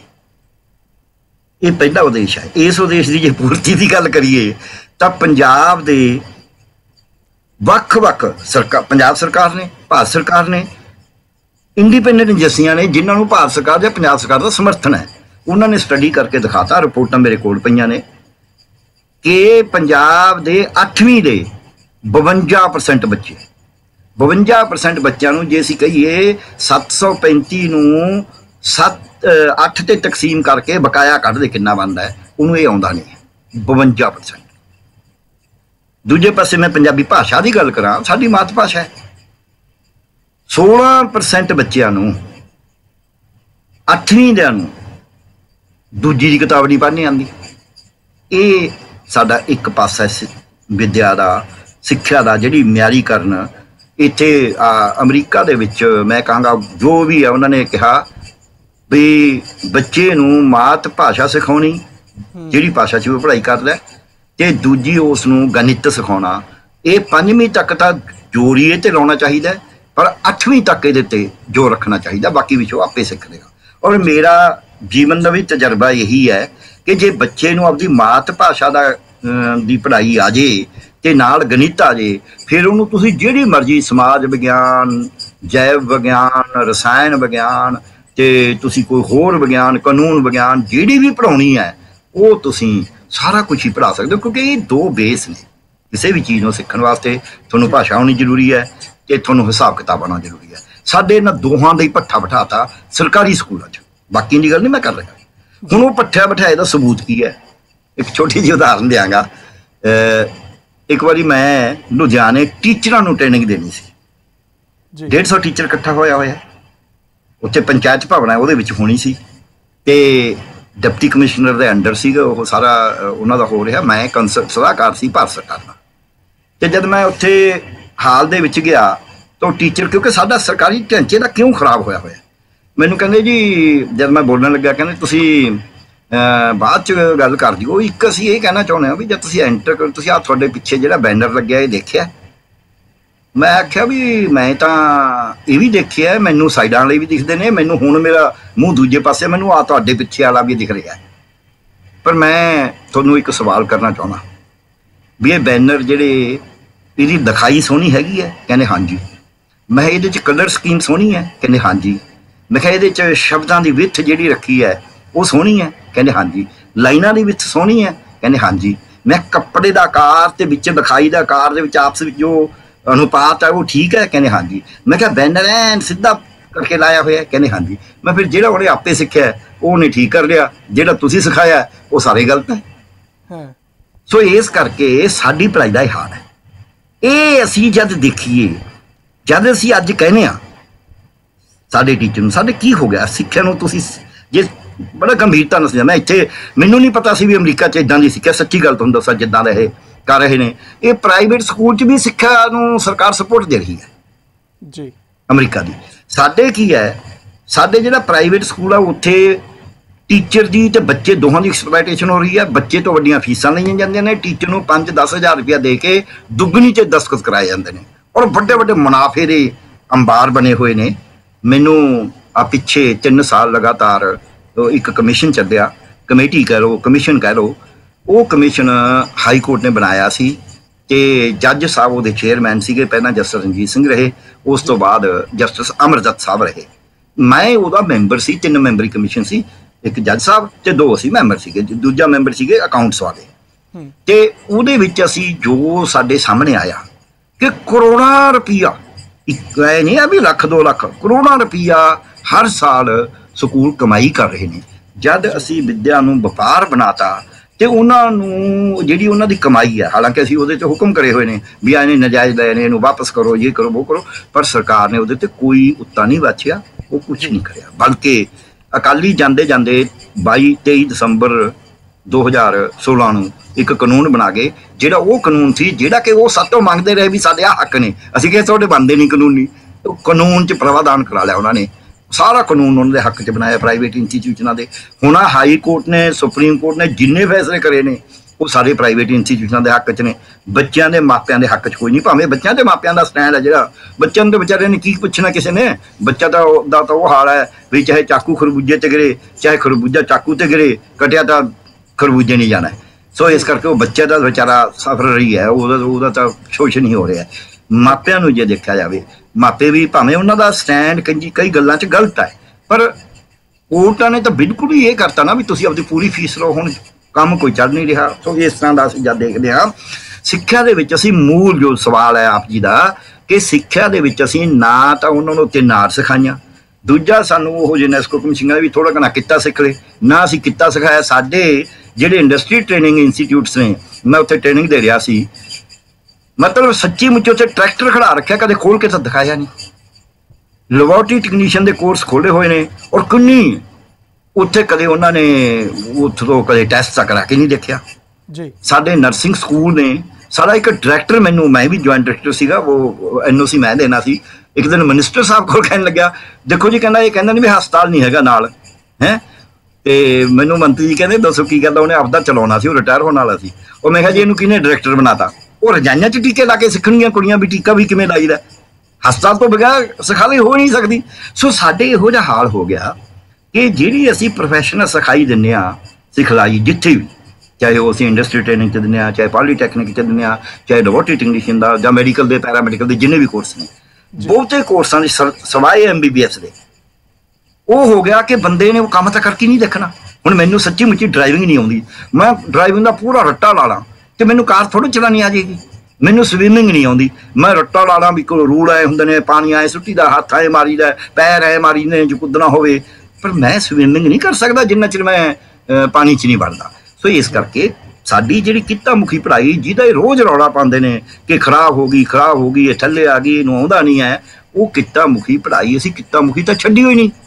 ਅਸੀਂ ਤਾਂ ਇਹ ਦੋ ਗੱਲਾਂ ਕਰਤੀਆਂ ਉਹਦੇ 'ਚ, ਇੱਕ ਤਾਂ ਅਸੀਂ ਉਹਦੇ ਸਿਖਾਇਆ ਕੁਛ ਨਹੀਂ, ਦੂਜੀ ਗੱਲ ਜੇ ਕਿਸੇ ਨੂੰ ਆਉਂਦਾ ਉਹਦੇ ਨਾਲ ਵਿਤਕਰਾ ਇਹ ਕਰਤਾ ਕਿ ਉਹ ਪੜ੍ਹਾਈ ਹੈ ਸਾਰੀ ਅੰਗਰੇਜ਼ੀ 'ਚ, ਨਰਸਿੰਗ ਦੀ ਵੀ, ITIs ਦੇ ਵਿੱਚ ਵੀ, ਤੇ ਪੋਲੀਟੈਕਨਿਕ ਦੇ ਵਿੱਚ ਵੀ, ਇੰਜੀਨੀਅਰਿੰਗ ਮੈਡੀਕਲ ਤਾਂ ਹੈਗੀ ਹੈ, ਉਹ ਅੰਗਰੇਜ਼ੀ 'ਚ ਪੜ੍ਹਾਈ ਹੋਣ ਕਰਕੇ ਮੈਂ ਉੱਥੋਂ ਨੂੰ ਹੱਸ ਰਿਹਾ ਸੀ। ਮੈਂ ਕਿਹਾ ਇੱਕ ਪੇਚਕਸ ਪਿਆ, ਹੁਣ ਜੇ ਇੱਥੇ ਮੈਂ ਲਿਖਾਂ what are the uses of screw driver, ਸਵਾਲ ਪਤਾ ਤੁਹਾਨੂੰ ਇਮਤਿਹਾਨ 'ਚ, ਤੁਹਾਨੂੰ ਇਹ ਨਹੀਂ ਪਤਾ ਵੀ ਸਕਰੂ ਡਰਾਈਵਰ ਕਿਹਨੂੰ ਕਹਿੰਦੇ ਨੇ, ਤੇ ਤੁਸੀਂ ਜਵਾਬ ਲਿਖ ਨਹੀਂ ਸਕਣਾ, ਤੁਸੀਂ ਫੇਲ ਹੋ ਗਏ। ਦੂਜਾ ਬੱਚਾ ਹੈ, ਉਹਨੂੰ ਸਕਰੂ ਡਰਾਈਵਰ ਪਤਾ ਕੀ ਹੁੰਦਾ, ਉਹਨੂੰ ਪਤਾ ਨਹੀਂ ਵੀ ਸਕਰੂ ਡਰਾਈਵਰ ਕਰਦਾ ਕੀ ਹੈ, ਉਹਨੇ ਐਵੇਂ ਆਲੇ ਪਟਲ ਜਾਂ ਇੱਧਰ ਉੱਧਰ ਦਾ 2 ਲੱਖ ਲਿਖਤੇ ਵੀ ਪੇਜ ਖੋਲੀ ਦਾ ਫਲਾਣਾ ਕਰੀਦਾ, ਉਹਦੇ ਨੰਬਰ ਆ ਜਾਣਗੇ, ਉਹ ਤੁਹਾਡੇ ਤੋਂ ਉੱਪਰ ਹੋ ਗਿਆ। ਜੇ ਤੁਹਾਨੂੰ ਮੈਂ ਦੱਸਦਾ ਵੀ ਇਹ ਪੇਚਕਸ ਨਾਲ ਕੀ ਕਰੀਦਾ, ਤੁਸੀਂ 20 ਗੱਲਾਂ ਜੇ ਪੇਚ ਵੀ ਖੋਲ੍ਹਿਆ ਜਾ ਸਕਦਾ ਹੈ, ਪੇਜ ਜੇ ਫਸਿਆ ਹੋਵੇ ਉਹਨੂੰ ਥੱਲੇ ਫਸਾ ਕੇ ਵੀ ਕੱਢਿਆ ਜਾ ਸਕਦਾ ਹੈ, ਇਹਦੇ ਨਾਲ ਮਿਹਨਤੀ ਵੀ ਕਰੀ ਜਾ ਸਕਦੀ ਹੈ, ਲਾਈਨ ਸਿੱਧੀ ਨਾਲ ਤੁਸੀਂ 20 ਗੱਲਾਂ ਕਹਿ ਦੋਗੇ, ਕਿਉਂਕਿ ਮੈਂ ਤੁਹਾਡੀ ਲਿਆਕਤ ਨੂੰ, ਤੁਹਾਡੀ ਮੁਹਾਰਤ ਨੂੰ, ਇੱਕ ਭਾਸ਼ਾ ਨੂੰ ਬਦਲ ਕੇ ਵਿੱਚੋਂ ਭਾਸ਼ਾ ਦਾ ਗੇੜ ਪਾ ਕੇ ਤੁਹਾਨੂੰ ਮੈਂ ਨਲਾਇਕ ਕਹਿ ਦੇਣਾ ਤੇ ਉਹਨੂੰ ਲਾਇਕ ਕਹਿ ਦੇਣਾ। ਇਹ ਸਾਡੀ ਵਿੱਦਿਆ ਦੇ ਵਿੱਚ ਜਿਹੜੀ ਤੁਸੀਂ ਮੁੱਢਲੀ ਵਿੱਦਿਆ ਦੀ ਗੱਲ ਕਰੀ ਹੈ, ਇਹਦੇ ਵਿੱਚ ਜਿਵੇਂ ਜਥੇਦਾਰ ਤੋਤਾ ਸਿੰਘ ਵੀ ਜੀ ਤੋਂ ਜੀ ਅਸੀਂ ਤਾਂ ਅੰਗਰੇਜ਼ੀ ਦਾ ਸੀ, ਫਿਰ ਕਹਿੰਦੇ ਪਹਿਲੀ ਤੋਂ ਅੰਗਰੇਜ਼ੀ ਦਾ ਸੀ। ਹੁਣ ਜਿਹੜੀ ਪ੍ਰੈਜ਼ੈਂਟ ਮੌਜੂਦਾ ਸਰਕਾਰ ਹੈ ਇਹ ਕਹਿੰਦੀ ਅਸੀਂ ਤਾਂ 1000 ਸਕੂਲ ਨਾ 800 ਸਕੂਲ ਬਣਾ ਦੇਣਾ ਹੈ, ਜਿਹੜਾ ਪੜ੍ਹਾਊਗਾ ਹੀ ਅੰਗਰੇਜ਼ੀ ਮਾਧਿਅਮ 'ਚ। ਉਹਨਾਂ ਨੂੰ ਪੁੱਛੋ ਵੀ ਤੁਹਾਡੇ ਪੰਜਾਬੀ ਮਾਧਿਅਮ 'ਚ ਤੋਂ ਪੜ੍ਹਾਈ ਹੋ ਨਹੀਂ ਰਹੀ ਹੈ, ਤੁਸੀਂ ਅੰਗਰੇਜ਼ੀ ਮਾਧਿਅਮ ਦੇ ਵੱਲ ਤੁਰੇ ਹੋਏ ਹੋ ਹੈ। ਉਹ ਸਾਡਾ ਤਾਂ ਉਹ ਹਾਲ ਹੋ ਗਿਆ, ਕਹਿੰਦੇ ਘਰੇ ਖਾਣ ਨੂੰ ਦਾਣੇ ਨਹੀਂ, ਮਾਂ ਘਰਾਟੀ ਲੱਗਦੀ ਹੈ। ਬਿਲਕੁਲ ਡਾਕਟਰ ਸਾਹਿਬ, ਇਹ ਸਰਕਾਰ ਭਾਵੇਂ ਜਿਹੜਾ ਮਰਜ਼ੀ ਸੂਬਾ ਲੈ ਲਈਏ ਅਸੀਂ ਭਾਰਤ ਦਾ, ਚਲੋ ਪੰਜਾਬ ਦੀ ਇਹ ਗੱਲ ਕਰਦੇ ਹਾਂ, ਭਾਵੇਂ ਸਕੂਲਾਂ ਦੀ ਗੱਲ ਕਰੀਏ, ਭਾਵੇਂ ਅਸੀਂ ਗੱਲ ਕਰੀਏ ਉਚੇਰੀ ਸਿੱਖਿਆ ਦੇ ਲਈ ਯੂਨੀਵਰਸਿਟੀਜ਼ ਜਾਂ ਕਾਲਜਿਸ ਦੀ, ਇਹਨਾਂ ਦੋਹਾਂ ਦੇ ਵਿੱਚ ਪ੍ਰਾਈਵੇਟ ਤੇ ਗਵਰਨਮੈਂਟ ਸੈਕਟਰ ਦੇ ਵਿੱਚ ਕਾਫੀ ਵੱਡਾ ਇੰਬੈਲੈਂਸ ਹੈ। ਇਹ ਵੱਡਾ ਇੰਬੈਲੈਂਸ ਕਿਸ ਕਦਰ ਤਿਆਰ ਕਰ ਦਿੱਤਾ ਜਾਂਦਾ ਹੈ, ਕਿੰਨਾ ਕੁ ਸਮਾਂ ਲੱਗਦਾ ਹੋਏਗਾ, ਕਿਸ ਨੀਅਤ ਦੇ ਨਾਲ ਤਿਆਰ ਕੀਤਾ ਜਾਂਦਾ ਹੋਏਗਾ, ਕਿਉਂਕਿ ਆਖਿਰਕਾਰ ਰਿਜ਼ਲਟ ਤਾਂ ਅਨਇੰਪਲੋਇਮੈਂਟ ਹੀ ਹੈ ਨਾ, ਬੇਰੁਜ਼ਗਾਰੀ ਹੈ, ਉਸ ਦੇ ਵਿੱਚ ਕੋਈ ਦਰ ਘਟਦਾ ਹੋਇਆ ਨਜ਼ਰ ਆਉਂਦਾ ਨਹੀਂ। ਇਹ ਫਰਕ ਕਿਵੇਂ ਸਮਝਣ ਦੀ ਕੋਸ਼ਿਸ਼ ਕਰੀਏ? ਹਾਂ, ਮੈਂ ਬਹੁਤ ਵਧੀਆ ਸਵਾਲ ਹੈ। ਮੈਂ ਆਪ ਨਹੀਂ ਸ਼ਾਇਦ ਬੋਲਣਾ ਸੀ ਇਸ ਗੱਲ ਦੇ ਉੱਤੇ, ਰਹਿ ਜਾਂਦਾ ਕਈ ਵਾਰੀ ਨਾ, ਤੁਹਾਨੂੰ ਜਿੰਨੇ ਮਰਜ਼ੀ ਪਤਾ ਹੋਵੇ। ਬਹੁਤ ਸੋਹਣਾ ਸਵਾਲ ਹੈ। ਅਸਲ ਦੇ ਵਿੱਚ ਕੀ ਹੋਇਆ, ਜਿਹੜੀ ਮੈਂ 3 ਦਹਾਕੇ ਦੀ ਲਾਈਨ ਖਿੱਚੀ, ਉਹ ਇੱਕ ਮਹੱਤਵਪੂਰਨ ਲਾਈਨ ਹੈ ਇਤਿਹਾਸਕ ਤੌਰ ਤੇ। ਉਦੋਂ ਅਸੀਂ ਖੁੱਲ੍ਹਦੇ ਸੀ ਵੀ ਬਾਜ਼ਾਰ ਵੀ ਖੁੱਲ੍ਹਾ, ਸਾਡੀ ਇੰਪੋਰਟ ਵੀ ਖੁੱਲ੍ਹੀ, ਐਕਸਪੋਰਟ ਵੀ ਖੁੱਲ੍ਹੀ, ਤੇ ਸਾਡਾ ਹਰ ਅਦਾਰਾ ਵੀ ਖੁੱਲ੍ਹਾ। ਅਸੀਂ ਸਭ ਕੁਝ ਖੁੱਲ੍ਹਾ ਕਰਨਾ ਸ਼ੁਰੂ ਕਰਤਾ, ਜਿਹਦੇ ਵਿੱਚ ਸਾਰੀ, ਜੇ ਤੁਸੀਂ ਨਜ਼ਰ ਮਾਰੋ, ਪਹਿਲਾਂ ਜਿਹੜੇ ਪ੍ਰਾਈਵੇਟ ਸਕੂਲ ਹੁੰਦੇ ਜੀ, ਖਾਲਸਾ ਸਕੂਲ ਸੀਗੇ, SD ਸਕੂਲ ਸੀਗੇ, DAV ਸਕੂਲ ਸੀਗੇ, ਉਹ ਸਕੂਲ ਜਿਹੜੇ ਸੀ ਉਹ ਬਹੁਤੇ ਸੇਵਾ ਦੇ ਮਾਮਲੇ ਨਾਲ ਬਣੇ ਹੋਏ ਸੀ, ਔਰ ਉਹਨਾਂ 'ਚ ਜਾਣ ਦੀ ਬਜਾਏ ਪ੍ਰਾਈਵੇਟ 'ਚ, ਸਰਕਾਰੀ 'ਚ ਲੋਕ ਜਾਂਦੇ ਸੀ। ਪ੍ਰਾਈਵੇਟ 'ਚ ਉਦੋਂ ਜਾਂਦੇ ਸੀ ਜਦ ਸਰਕਾਰੀ 'ਚ ਉਪਲਬਧ ਨਾ ਹੁੰਦਾ ਸੀ। ਹੌਲੀ ਹੌਲੀ ਅਸੀਂ ਉਹਨੂੰ ਵਪਾਰ ਕਿਉਂਕਿ ਬਣਾਤਾ, ਉਹ 'ਚੋਂ ਮੁਨਾਫੇ ਬਣਾਤੇ, ਔਰ ਮੁਨਾਫਾ ਉਹ ਕੰਸਟਰਕਸ਼ਨ ਇੰਡਸਟਰੀ ਵਰਗਾ ਹੀ ਬਣ ਗਿਆ ਵੀ ਬੰਦੇ ਤੋਂ ਪੈਸਾ ਲਈ ਜਾਓ ਕਿਸ਼ਤਾਂ ਦਾ, ਤੇ ਪੈਸੇ ਪਹਿਲਾਂ ਕੁਛ ਲੈ ਲਓ ਇੰਟਰਸਟ ਮਨੀ, ਉਹਦੇ ਨਾਲ ਆਪਣਾ ਕੰਮ ਚਲਾਈ ਜਾਓ। ਆਪਦੇ ਕੋਲੋਂ ਤਾਂ ਹਿੰਗ ਫਟਕਰੀ ਲੱਗਣੀ ਹੋਈ ਨਹੀਂ, ਇੱਕ ਵਾਰੀ 4 ਕਮਰੇ ਖੜੇ ਘਰੇ, ਦਾਖਲੇ ਨਾਲ ਪੈਸਾ ਆਈ ਜਾਣਾ। ਸੋ ਅਸੀਂ ਉਸ ਤਰੀਕੇ ਨਾਲ ਉਹਦਾ ਨਾ ਜਿਹੜਾ ਉੱਚੀ ਦੁਕਾਨ ਫਿੱਕਾ ਪਕਵਾਨ ਵਾਲੀ ਗੱਲ ਕਰਨੀ ਸ਼ੁਰੂ ਕਰੀ। ਇੱਕ ਤਾਂ ਵੀ ਇਹਦੀ ਉਹਦੇ ਉੱਤੇ ਮਾਪਦੰਡ ਸਰਕਾਰ ਨੇ ਸਕੂਲਾਂ ਦੇ ਬਣਾਤੇ ਵੀ ਸਕੂਲ 'ਚ ਬੈਂਚ ਕਿੰਨੇ ਨੇ, ਉੱਥੇ ਪਾਣੀ ਮਿਲਦਾ ਹੈ, ਉੱਥੇ ਕਮਰੇ, ਜਿੰਨੀ ਇਹਨਾਂ ਦੀ ਸਕੂਲਾਂ ਦੀ ਵੈਲਿਊਏਸ਼ਨ ਹੈ ਉਹਦੇ 'ਚ ਮੈਂ ਅੱਜ ਤੱਕ ਇਹ ਦੇਖਿਆ ਨਹੀਂ ਵੀ ਇਹਨਾਂ ਨੇ ਇਹ ਦੇਖਿਆ ਹੋਵੇ ਕਿ ਇੱਥੇ ਪੜ੍ਹਾਈ ਕਿਹੋ ਜਿਹੀ ਹੁੰਦੀ ਹੈ। ਉਹਨਾਂ ਨੇ ਦੇਖਿਆ ਵੀ ਇੱਥੇ ਇਨਫਰਾਸਟ੍ਰਕਚਰ ਕੀ ਹੈ। ਤੁਸੀਂ ਹੁਣ ਉਹ ਜਿਹੜੀ ਸੀ ਉਹਦੇ ਵਿੱਚ ਆਪਦਿਆਂ ਦੀ ਉਹ ਇਨਫਰਾਸਟ੍ਰਕਚਰ, ਕਿਉਂਕਿ ਪੈਸਾ ਨਹੀਂ ਲਾਉਂਦੇ ਸੀ ਇਨਫਰਾਸਟ੍ਰਕਚਰ 'ਤੇ, ਜਿੰਨਾ ਬਜਟ ਸੀ ਉਹ ਸਾਰਾ ਟੀਚਰਸ ਦੀ ਸੈਲਰੀਜ਼ ਦੇ ਵਿੱਚ ਜਾ ਰਿਹਾ ਸੀ, ਅਤੇ ਟੀਚਰਾਂ ਦੀ ਡਿਪਲਾਇਮੈਂਟ ਇਸ ਤਰ੍ਹਾਂ ਕਰਤੀ ਵੀ ਜਿੱਥੇ ਬੱਚੇ 2 ਨੇ ਉੱਥੇ 2 ਟੀਚਰ ਨੇ, ਜਿੱਥੇ 200 ਬੱਚਾ ਹੈ ਉੱਥੇ ਟੀਚਰ 1 ਹੈ। ਉਹ ਡਿਪਲਾਇਮੈਂਟ ਦੇ ਵਿੱਚ ਵੀ ਬੜੀ ਗੜਬੜ ਕਰੀ, ਉਹਦੇ 'ਚ ਸਿਆਸੀ ਦਖਲਅੰਦਾਜ਼ੀ, ਪੋਲੀਟੀਕਲ ਆਪਣਾ ਪ੍ਰਸ਼ਾਸਨਿਕ ਦਖਲਅੰਦਾਜ਼ੀ, ਉਹ 'ਚ ਨਿੱਜੀ ਵੈਰ ਵਿਰੋਧ, ਅਤੇ ਉਹ 'ਚ ਪੈਸਾ, ਭ੍ਰਿਸ਼ਟਾਚਾਰ, ਇਹ ਸਾਰਾ ਕੁਛ ਹੀ ਸ਼ਾਮਲ ਹੈ। ਸੋ ਉਹ ਅਸੀਂ ਕਰਦੇ ਕਰਦੇ ਸਰਕਾਰੀ ਸਕੂਲਾਂ ਦਾ ਉਹਦੇ ਵਿੱਚ ਮੈਂ ਕਹਾਂਗਾ 3 ਧਿਰਾਂ ਨੇ, ਇੱਕ ਸਰਕਾਰ, ਇੱਕ ਅਧਿਆਪਕ ਪੜ੍ਹਾਉਣ ਵਾਲੇ, ਤੇ ਇੱਕ ਮਾਪੇ, ਇੱਕ ਬੱਚਾ। ਬੱਚਿਆਂ ਦੀ ਤਾਂ ਕੋਈ ਵੈਸੇ ਹੀ ਨਹੀਂ ਸੁਣਦਾ।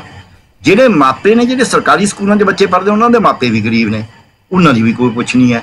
ਹੁਣ ਰਹੀਆਂ 2 ਧਿਰਾਂ, ਉਹ ਦੋਨੇ ਧਿਰਾਂ ਤਕੜੀਆਂ ਨੇ। ਉਹਨਾਂ ਦੋਹਾਂ ਧਿਰਾਂ ਦਾ ਉਹ ਸਕੂਲ ਦੇ ਮਰਨ ਨਾਲ ਸਿਰਫ ਇੱਕੋ ਨੁਕਸਾਨ ਹੈ, ਇੱਕ ਨੂੰ ਵੋਟਾਂ ਨਹੀਂ ਮਿਲਣੀਆਂ, ਦੂਜੇ ਨੂੰ ਨੌਕਰੀ ਨਹੀਂ ਮਿਲਣੀ ਥੱਬਾ ਨੋਟਾਂ ਵਾਲੀ। ਉਹ ਉਸ ਨੂੰ ਇੰਨਾ ਕੀ ਚਾਲੂ ਰੱਖਣਾ ਚਾਹੁੰਦੇ ਨੇ ਵੀ ਸਾਡੀਆਂ ਨੌਕਰੀਆਂ ਵੀ ਬਰਕਰਾਰ ਰੱਖਣ, ਇਹਨਾਂ ਦੀਆਂ ਵੋਟਾਂ ਵੀ ਬਰਕਰਾਰ ਰਹਿਣ। ਕਿਉਂਕਿ ਜਿਹਨੇ ਪੜ੍ਹਨਾ ਹੈ, ਜਿਹਦੇ ਬੱਚੇ ਨੇ ਪੜ੍ਹਨਾ ਹੈ, ਉਹਨੂੰ ਤਾਂ ਕੋਈ ਫਰਕ ਨਹੀਂ ਪੈਂਦਾ ਉਹ ਅਨਪੜ੍ਹ ਰਹਿ ਗਿਆ। ਬਲਕਿ ਕਈਆਂ ਦੇ ਤਾਂ ਹਿੱਤ ਜੁੜੇ ਹੋਏ ਨੇ ਵੀ ਅਸੀਂ ਇਹਨਾਂ ਕੱਦੂਆਂ ਨੂੰ ਪੜ੍ਹਾ ਕੇ ਕੀ ਕਰਨਾ। ਇਹ ਸਾਡੇ ਭਾਂਡੇ ਮਾਂਜਣ ਵਾਲੇ ਇਹੀ ਰਹਿਣੇ ਚਾਹੀਦੇ ਨੇ। ਸੋ ਇਸ ਕਰਕੇ ਸਾਡੀਆਂ ਸੰਸਥਾਵਾਂ ਦਾ, ਖਾਸ ਕਰਕੇ ਸਕੂਲਾਂ ਦਾ ਪੱਠਾ ਤਾਂ ਇਸ ਤਰੀਕੇ ਨਾਲ ਬੈਠਿਆ ਹੈ ਕਿ ਅਸੀਂ ਇਲਾਹਾਬਾਦ ਹਾਈ ਕੋਰਟ ਨੇ ਪਿੱਛੇ ਇੱਕ ਫੈਸਲਾ ਕਰਿਆ ਸੀ ਵੀ ਜਿਹੜਾ ਵੀ ਸਰਕਾਰੀ ਉਸ ਤੋਂ ਤਨਖਾਹ ਲੈਂਦਾ ਉਹ ਆਪਣੇ ਬੱਚੇ ਨੂੰ ਸਰਕਾਰੀ ਸਕੂਲ 'ਚ ਪੜ੍ਹਾਵੇ। ਅਸੀਂ ਵੀ ਸਰਕਾਰੀ ਸਕੂਲਾਂ 'ਚ ਪੜ੍ਹੇ ਹਾਂ, ਘਰੋਂ ਬੋਰੀ ਲੈ ਕੇ ਜਾਂਦੇ ਸੀ। ਹਾਈਐਸਟ ਐਜੂਕੇਸ਼ਨ ਜੋ ਮੈਡੀਕਲ 'ਚ ਹੋ ਸਕਦੀ ਹੈ ਉਹ ਮੈਨੂੰ ਮਿਲੀ ਹੈ, ਪਰ ਉਹ ਮਿਲੀ ਇਕੱਲੀ ਸਕੂਲ ਕਰਕੇ ਨਹੀਂ, ਉਹ ਮਿਲੀ ਇਸ ਕਰਕੇ ਹੈ ਕਿ ਦੇਸ਼ ਆਜ਼ਾਦ ਹੋ ਗਿਆ ਸੀ, ਨੀਤੀਆਂ ਚੰਗੀਆਂ ਸੀ। ਅੱਜ ਸਾਡੀਆਂ ਨੀਤੀਆਂ ਮਾੜੀਆਂ ਨੇ। ਮੈਨੂੰ ਕਈ ਵਾਰੀ ਲੱਗਦਾ ਹੁੰਦਾ ਹੈ ਵੀ ਜਿਹੜਾ ਤੁਸੀਂ ਕਿਹਾ 90 ਤੋਂ ਜਾਂ ਇਹ ਹਾਲਤ ਕਿਉਂ ਹੋ ਗਈ, ਮੈਨੂੰ ਉਹ ਇੱਕ ਯਾਦ ਆਉਂਦਾ ਹੈ ਵੀ ਸਾਨੂੰ ਰਾਹ ਦੇ ਉੱਤੇ ਕੋਈ ਓਡਾ ਵੱਡਾ ਇਤਰਾਜ਼ ਨਹੀਂ ਹੈ, ਸਵਾਲ ਤਾਂ ਤੇਰੀ ਰਹਿਬਰੀ 'ਤੇ ਹੈ। ਸੋ ਸਾਡੀ ਰਹਿਬਰੀ 'ਤੇ ਸਵਾਲ ਹੈ ਪਿਛਲੇ 30 ਸਾਲਾਂ 'ਚ, ਉਹ ਪੰਜਾਬ ਦੀ 'ਤੇ ਵੀ, ਉਹ ਭਾਰਤ ਦੀ 'ਤੇ ਵੀ, ਉਹ ਜਿਹੜੀ ਮਰਜ਼ੀ ਸਰਕਾਰ ਆਈਆਂ ਨੇ ਤੁਹਾਡੇ ਸਾਹਮਣੇ ਨੇ। ਸੋ ਇੱਕ ਤਾਂ ਇਹ ਰਹਿਬਰੀ, ਉਹ ਰਹਿਬਰੀ ਨੇ ਫੈਸਲਾ ਕੀ ਕਰ ਲਿਆ, ਜਦ ਵੇਚਣ ਦਾ ਫੈਸਲਾ ਕਰ ਲਿਆ ਆਪ ਹੀ। ਮੈਂ ਮਾਲਕ ਹਾਂ, ਮੈਂ ਕਹਿੰਦਾ ਮੈਂ ਵੇਚ ਦੇਣਾ, ਤੇ ਫਿਰ ਤਾਂ ਵਿਕੇਗਾ ਹੀ ਨਾ, ਕਿਉਂਕਿ ਮੈਂ ਮਾਲਕ ਹਾਂ। ਮੈਨੂੰ ਮਾਲਕ ਬਣਾਤਾ ਟੈਂਪਰੀ, ਅਸਲ 'ਚ ਮੈਂ ਮਾਲਕ ਹੈ ਨਹੀਂ, ਮੈਂ ਆ ਮੈਨੇਜਰ। ਮੈਨੂੰ ਮੈਨੇਜਰ ਬਣਾਤਾ ਤੇ ਮੈਂ ਮੈਨੇਜਰ ਤੋਂ ਬਾਅਦ ਮਾਲਕ ਬਣ ਬੈਠਿਆ। ਹੁਣ ਮੈਂ ਮੈਨੇਜਰ ਮਾਲਕ ਬਣ ਕੇ ਉਹਨੂੰ, ਜਿਹਨੇ ਮੈਨੂੰ ਮਾਲਕ ਬਣਾਇਆ, ਉਹਨੂੰ ਪੁੱਛਦਾ ਤੂੰ ਪਹਿਲਾਂ ਐਂ ਸਾਬਤ ਕਰ ਵੀ ਤੂੰ ਇੱਥੋਂ ਦਾ ਬਸ਼ਿੰਦਾ ਵੀ ਹੈ ਕਿ ਨਹੀਂ ਜੀ, ਤੂੰ ਇੱਥੇ ਦਾ ਹੈ ਵੀ ਕਿ ਨਹੀਂ। ਸੋ ਮਾਲਕ ਜਿਹੜਾ ਮੈਨੇਜਰ ਸੀ ਉਹ ਮਾਲਕ ਬਣ ਗਿਆ, ਔਰ ਉਹਨੇ ਮੈਨੂੰ ਕਹਿਣ 'ਚ ਕੋਈ ਝਿਜਕ ਨਹੀਂ ਹੈ। ਮੈਂ ਮੈਂ ਨਹੀਂ ਕਹਿੰਦਾ ਮੈਂ ਕੋਈ ਦੇਵਤਾ, ਪਰ ਮੈਂ ਇਹ ਕਹਿਣ ਨੂੰ ਤਿਆਰ ਹਾਂ ਵੀ ਉਹ ਮਾਲਕ ਜਿਹੜਾ ਬਣ ਗਿਆ ਮੈਨੇਜਰ, ਉਹਦੇ 'ਚੋਂ ਮੈਜੋਰਟੀ 'ਚ ਨਿੱਜੀ ਹਿੱਤ ਤਾਂ ਸਾਰਿਆਂ 'ਚ ਨੇ। ਨਿੱਜੀ ਹਿੱਤ ਤੋਂ ਬਗੈਰ ਤਾਂ ਮੈਂ ਬਹੁਤ ਔਖਾ ਹੈ ਮੈਨੂੰ ਲੱਭਣਾ। ਹੋਵੇਗਾ ਕੋਈ ਆਟੇ 'ਚ ਲੂਣ ਤਾਂ ਹੁੰਦਾ ਹੀ ਹੈ, ਪਰ ਉਹਦੇ ਵਿੱਚ ਉਹਨਾਂ ਦੇ ਵਪਾਰਕ ਹਿੱਤ ਤੇ ਮੈਂ ਕਹਾਂਗਾ ਉਹਨਾਂ ਦੀ ਬੇਈਮਾਨੀ ਵੀ ਸ਼ਾਮਲ ਹੈ। ਔਰ ਬੇਈਮਾਨੀ ਸਾਡੇ ਸਾਹਮਣੇ ਆ ਗਈ ਹੈ। ਕਿਵੇਂ? ਜਿਨ੍ਹਾਂ ਨੂੰ ਅਸੀਂ ਮੈਨੇਜਰ ਚੁਣਿਆ ਸੀ ਉਹ ਮੈਨੇਜਰਾਂ ਦੀ ਮੰਡੀ ਲੱਗਣ ਲੱਗ ਗਈ। ਅਸੀਂ ਆ ਪੰਜਾਬ 'ਚ ਤੁਹਾਨੂੰ ਪਤਾ ਹੈ ਲਫ਼ਜ਼ ਦਾ, ਅਸੀਂ ਕਹਿੰਦੇ ਜਰਗਮਾਲ ਬਣਾ ਲਿਆ ਜੀ। ਅੱਗੇ ਤਾਂ ਕਹਿੰਦੇ ਹੁੰਦੇ ਗਰੀਬ ਆਦਮੀ ਨੂੰ ਜਰਗਮਾਲ ਬਣਾ ਲਿਆ, ਹੁਣ ਤਾਂ MLA ਜਰਗਮਾਲ ਬਣੇ ਹੋਏ ਸੀ 3 ਮਹੀਨੇ ਪਹਿਲਾਂ ਕੋਵਿਡ ਦੇ ਵਿੱਚ ਹੀ। ਇੱਕ ਪਾਸੇ ਵੀ ਇਹ ਵਿਕ ਨਾ ਜਾਣ, ਉਹਨਾਂ ਨੇ ਜਰਗਮਾਲ ਬਣਾ ਕੇ ਰੱਖਿਆ, ਦੂਜੇ ਪਾਸੇ ਕਹਿੰਦੇ ਨੇ ਅਸੀਂ ਖਰੀਦਣ ਨੂੰ ਤਿਆਰ ਆ, ਇਹ ਵਿਕਣ ਨੂੰ ਤਿਆਰ ਨੇ, ਉਹ ਕੋਈ ਮੁਕਰਾ ਨਾ ਦੇਵੇ, ਉਹਨਾਂ ਨੇ ਗੁੜਗਾਉਂ 'ਚ ਜਰਗਮਾਲ ਬਣਾ ਰੱਖਿਆ। ਜਿੱਥੇ ਜਿਹੜੇ ਮੈਨੇਜਰ ਅਸੀਂ ਚੁਣੇ ਸੀ ਉਹ ਜਰਗਮਾਲ ਬਣਨ ਨੂੰ ਤਿਆਰ ਹੋਣ, ਉਹਨਾਂ ਨੂੰ ਜਰਾ ਵੀ ਇਤਰਾਜ਼ ਨਾ ਹੋਵੇ, ਤੇ ਉੱਥੇ ਅਸੀਂ ਕਿਵੇਂ ਆਸ ਕਰ ਸਕਦੇ ਹਾਂ ਵੀ ਸਾਡਾ ਕੋਈ ਚੰਗਾ ਭਵਿੱਖ ਇਸ ਤਰ੍ਹਾਂ ਹੋ ਜਾਏਗਾ। ਸੋ ਇਸ ਕਰਕੇ ਸਿੱਖਿਆ ਨੂੰ ਇਹਨਾਂ ਨੇ ਕੈਲਕੂਲੇਟ ਕਰਕੇ ਜਾਣ ਬੁੱਝ ਕੇ, ਆਪਾਂ ਸਿੱਖਿਆ ਨੀਤੀ ਤੇ ਮੈਂ ਜਿਹੜਾ ਤਾਂ ਆਪ ਜੀ ਦਾ ਸਵਾਲ ਹੈ ਉਹਦਾ ਮੈਂ ਬਾਅਦ 'ਚ ਜਵਾਬ ਦਊਂਗਾ, ਬਾਕੀ ਤੁਸੀਂ ਸਵਾਲ ਹੋਰ ਕਰੋ ਜਿਹੜਾ ਬਿਲਕੁਲ ਜੀ, ਜਿਸ ਤਰੀਕੇ ਦੇ ਨਾਲ ਅੱਜ ਦੇ ਸਮੇਂ ਦੇ ਵਿੱਚ ਵੇਖ ਲਈਏ ਸਰਕਾਰਾਂ ਦੀ, ਤਾਂ ਪੰਜਾਬ ਦੀਆਂ ਸਰਕਾਰਾਂ ਦੀਆਂ ਜੋ ਨੀਅਤ ਰਹੀ ਅਤੇ ਜੋ ਨੀਤੀ ਰਹੀ ਉਸ ਦੇ ਵਿੱਚ ਬਦਲਾਵ ਵੱਖੋ ਕੋਈ ਬਦਲਾਵ ਨਜ਼ਰ ਨਹੀਂ ਆਉਂਦਾ ਹੈ। ਵਿਕਾਸ ਪੱਖੋਂ ਕੀ ਥੋੜਾ ਤਾਂ ਬਦਲਾਵ ਹੁੰਦਾ ਹੋਇਆ ਨਜ਼ਰ ਆਏ, ਬਲਕਿ ਆਪਣੇ ਹਿੱਤਾਂ ਦੇ ਵਿੱਚ, ਆਪਣੇ ਨਿੱਜੀ ਹਿੱਤਾਂ ਦੇ ਲਈ ਇੱਕ ਪਾਸੜ ਜੋ ਪਾਲਿਸੀਜ਼ ਤਿਆਰ ਹੁੰਦੀਆਂ ਰਹੀਆਂ ਉਸ ਦੇ ਉੱਤੇ ਅਮੈਂਡਮੈਂਟਸ ਵੀ ਹੁੰਦੇ ਰਹੇ, ਤਾਂ ਉਸ ਦੇ ਨਤੀਜੇ ਅੱਜ ਅਸੀਂ ਹਰ ਸੈਕਟਰ ਦੇ ਵਿੱਚ ਵੇਖ ਹੀ ਰਹੇ ਹਾਂ। ਭਾਵੇਂ ਅੱਜ ਪੰਜਾਬ ਕਿਤੇ ਨਾ ਕਿਤੇ ਪਿੱਛੇ ਜਾ ਰਿਹਾ ਈਜ਼ ਆਫ ਬਿਜ਼ਨਸ ਦੇ ਵਿੱਚ, ਲੇਕਿਨ ਫਰਕ ਕਿਹਨੂੰ ਪੈਂਦਾ? ਕਿਸੇ ਨੂੰ ਨਹੀਂ। ਹਾਂਜੀ, ਦੇਖੋ ਇਹਦੇ ਵਿੱਚ ਗੱਲ ਸਹੀ ਹੈ ਤੁਹਾਡੀ। ਹੁਣ ਇਹ ਈਜ਼ ਆਫ ਬਿਜ਼ਨਸ ਦੇ ਨਾਂ ਤੇ ਮੈਂ ਇਹ ਨਹੀਂ ਕਹਿੰਦਾ ਵੀ ਤੁਸੀਂ ਇੰਸਪੈਕਟਰ ਰਾਜ ਕਰ ਦਿਓ। ਮੈਂ ਆਪ ਦੁਕਾਨਦਾਰ ਰਿਹਾ, ਮੈਨੂੰ ਪਤਾ ਇੰਸਪੈਕਟਰ ਰਾਜ ਚੰਗਾ ਨਹੀਂ ਹੁੰਦਾ, ਪਰ ਇੰਸਪੈਕਟਰ ਰਾਜ ਖਤਮ ਕਰਨ ਦਾ ਤਰੀਕਾ ਹੁੰਦਾ। ਤਰੀਕਾ ਕੀ ਹੈ? ਤੁਸੀਂ ਕਹੋ ਦੇਖੋ ਵੀ ਆਹ ਨਿਯਮ ਨੇ ਸਾਡੇ, ਇਹ ਨਿਯਮ ਤੁਸੀਂ ਸੈਲਫ ਆਪਣੇ ਆਪ, ਜੇ ਬੰਦਾ ਆਪ ਹੀ ਪੂਰੇ ਕਰਨ ਲੱਗ ਜੇ ਆਪਾਂ ਨੂੰ ਸਜ਼ਾ ਦੇਣ ਦੀ ਕੀ ਲੋੜ ਹੈ? ਕਹਿੰਦੇ ਜੇ ਵੈਰੀ ਗੁੜ ਦਿੱਤੇ ਮਰਦਾ ਹੋਵੇ ਉਹਨੂੰ ਨੂਨ ਮਿਰਚਾਂ ਕਾਹਦੇ ਵਾਸਤੇ ਦੇਣੀਆਂ ਨੇ, ਜ਼ਹਿਰ ਕਾਹਦੇ ਵਾਸਤੇ ਦੇਣੀ ਹੈ? ਸੋ ਤੁਸੀਂ ਮੇਰਾ ਜੋ ਤਜਰਬਾ ਜੀਵਨ ਦੇ ਵਿੱਚ ਹੈ, ਜੇ ਪ੍ਰਸ਼ਾਸਨਿਕ ਅਧਿਕਾਰੀ ਹੈ, ਜੇ ਲੋਕਾਂ ਦੇ ਨੁਮਾਇੰਦੇ ਦੇ ਤੋਂ ਮਤਲਬ ਲੋਕਾਂ 'ਚ ਜਾਣ ਕਰਕੇ ਲੋਕਾਂ ਦੇ ਨਾਲ ਗੱਲਬਾਤ 'ਚ as a trade union leader, as a doctor, ਉਹ ਇਹ ਹੈ ਕਿ ਲੋਕ as a registrar of the university, prestigious university, ਇਹ ਹੈ ਕਿ ਲੋਕ ਬੇਈਮਾਨ ਨਹੀਂ ਹੈਗੇ। ਇਹ ਮੇਰਾ ਤਜਰਬਾ। ਮੈਨੂੰ ਕਦੀ ਲੋਕਾਂ ਨੇ ਧੋਖਾ ਨਹੀਂ ਦਿੱਤਾ, ਨਾ ਮੇਰੇ ਮਰੀਜ਼ਾਂ ਨੇ, ਨਾ ਸਟੂਡੈਂਟਸ ਨੇ ਮੇਰਿਆਂ ਨੇ, ਨਾ ਜਿਹੜੇ ਉੱਥੇ ਦਾਖਲ ਆਉਂਦੇ ਸੀ ਯੂਨੀਵਰਸਿਟੀ 'ਚ ਉਹਨਾਂ ਨੇ ਕਦੀ ਧੋਖਾ ਨਹੀਂ ਦਿੱਤਾ। ਉਹਨਾਂ ਨੂੰ ਲੋੜ ਕੀ ਹੈ? ਉਹਨਾਂ ਨੂੰ ਲੋੜ ਹੈ ਵੀ ਬੰਦਾ ਜਾ ਕੇ ਸੱਚਾ ਸੁੱਚਾ ਹੈ, ਗਲਤੀ ਕਰ ਸਕਦਾ ਹੈ। ਮੈਂ ਇਹ ਨਹੀਂ ਵੀ ਮੈਂ ਕਦੇ ਗਲਤੀਆਂ ਨਹੀਂ ਕਰੀਆਂ। ਉਹਨਾਂ ਨੇ ਮੇਰੀ ਗਲਤੀ ਨੂੰ ਬਲਕਿ ਉਹ ਇਹ ਕੀ ਹੋ ਗਿਆ ਜੀ ਤੁਸੀਂ ਤਾਂ ਇੰਨਾ ਕੰਮ ਕਰਦੇ ਹੋ। ਉਹ ਇੰਨੇ ਫਰਾਕ ਦਿਲ ਨੇ ਕਿ ਮੈਂ ਜਾਣ ਬੁੱਝ ਕੇ ਵੀ ਗਲਤੀ ਕਰੀ ਹੋਵੇ ਉਹਨੂੰ ਵੀ ਮਾਫ ਕਰਨ ਨੂੰ ਤਿਆਰ ਨੇ ਜੇ ਮੇਰੇ ਕੋਈ ਕੰਮ ਚਾਰ ਚੰਗੇ ਨੇ। ਅੱਜ ਸਾਡਾ ਕੀ ਹਾਲ ਹੋ ਗਿਆ? ਤੁਸੀਂ ਬਿਲਕੁਲ ਕਹਿੰਦੇ ਦੁੱਖ ਜੀ ਤੇ ਉਂਗਲ ਰੱਖੀ ਹੈ। ਮੈਂ ਤਾਂ ਮੇਰਾ ਫੋੜਾ ਬਣਿਆ ਪਿਆ ਇਸ ਸਰੀਰ ਦੇ ਅੰਦਰ ਵੀ ਕਰ ਕੀ ਰਿਹਾ ਸੀ ਪੰਜਾਬ ਨੂੰ। ਐਡਾ ਸੋਹਣਾ ਪੰਜਾਬ ਅਸੀਂ ਉਹਦਾ ਭੱਠਾ ਬਿਠਾਤਾ। ਅਸੀਂ ਕੀ ਕਰ ਰਹੇ ਹਾਂ?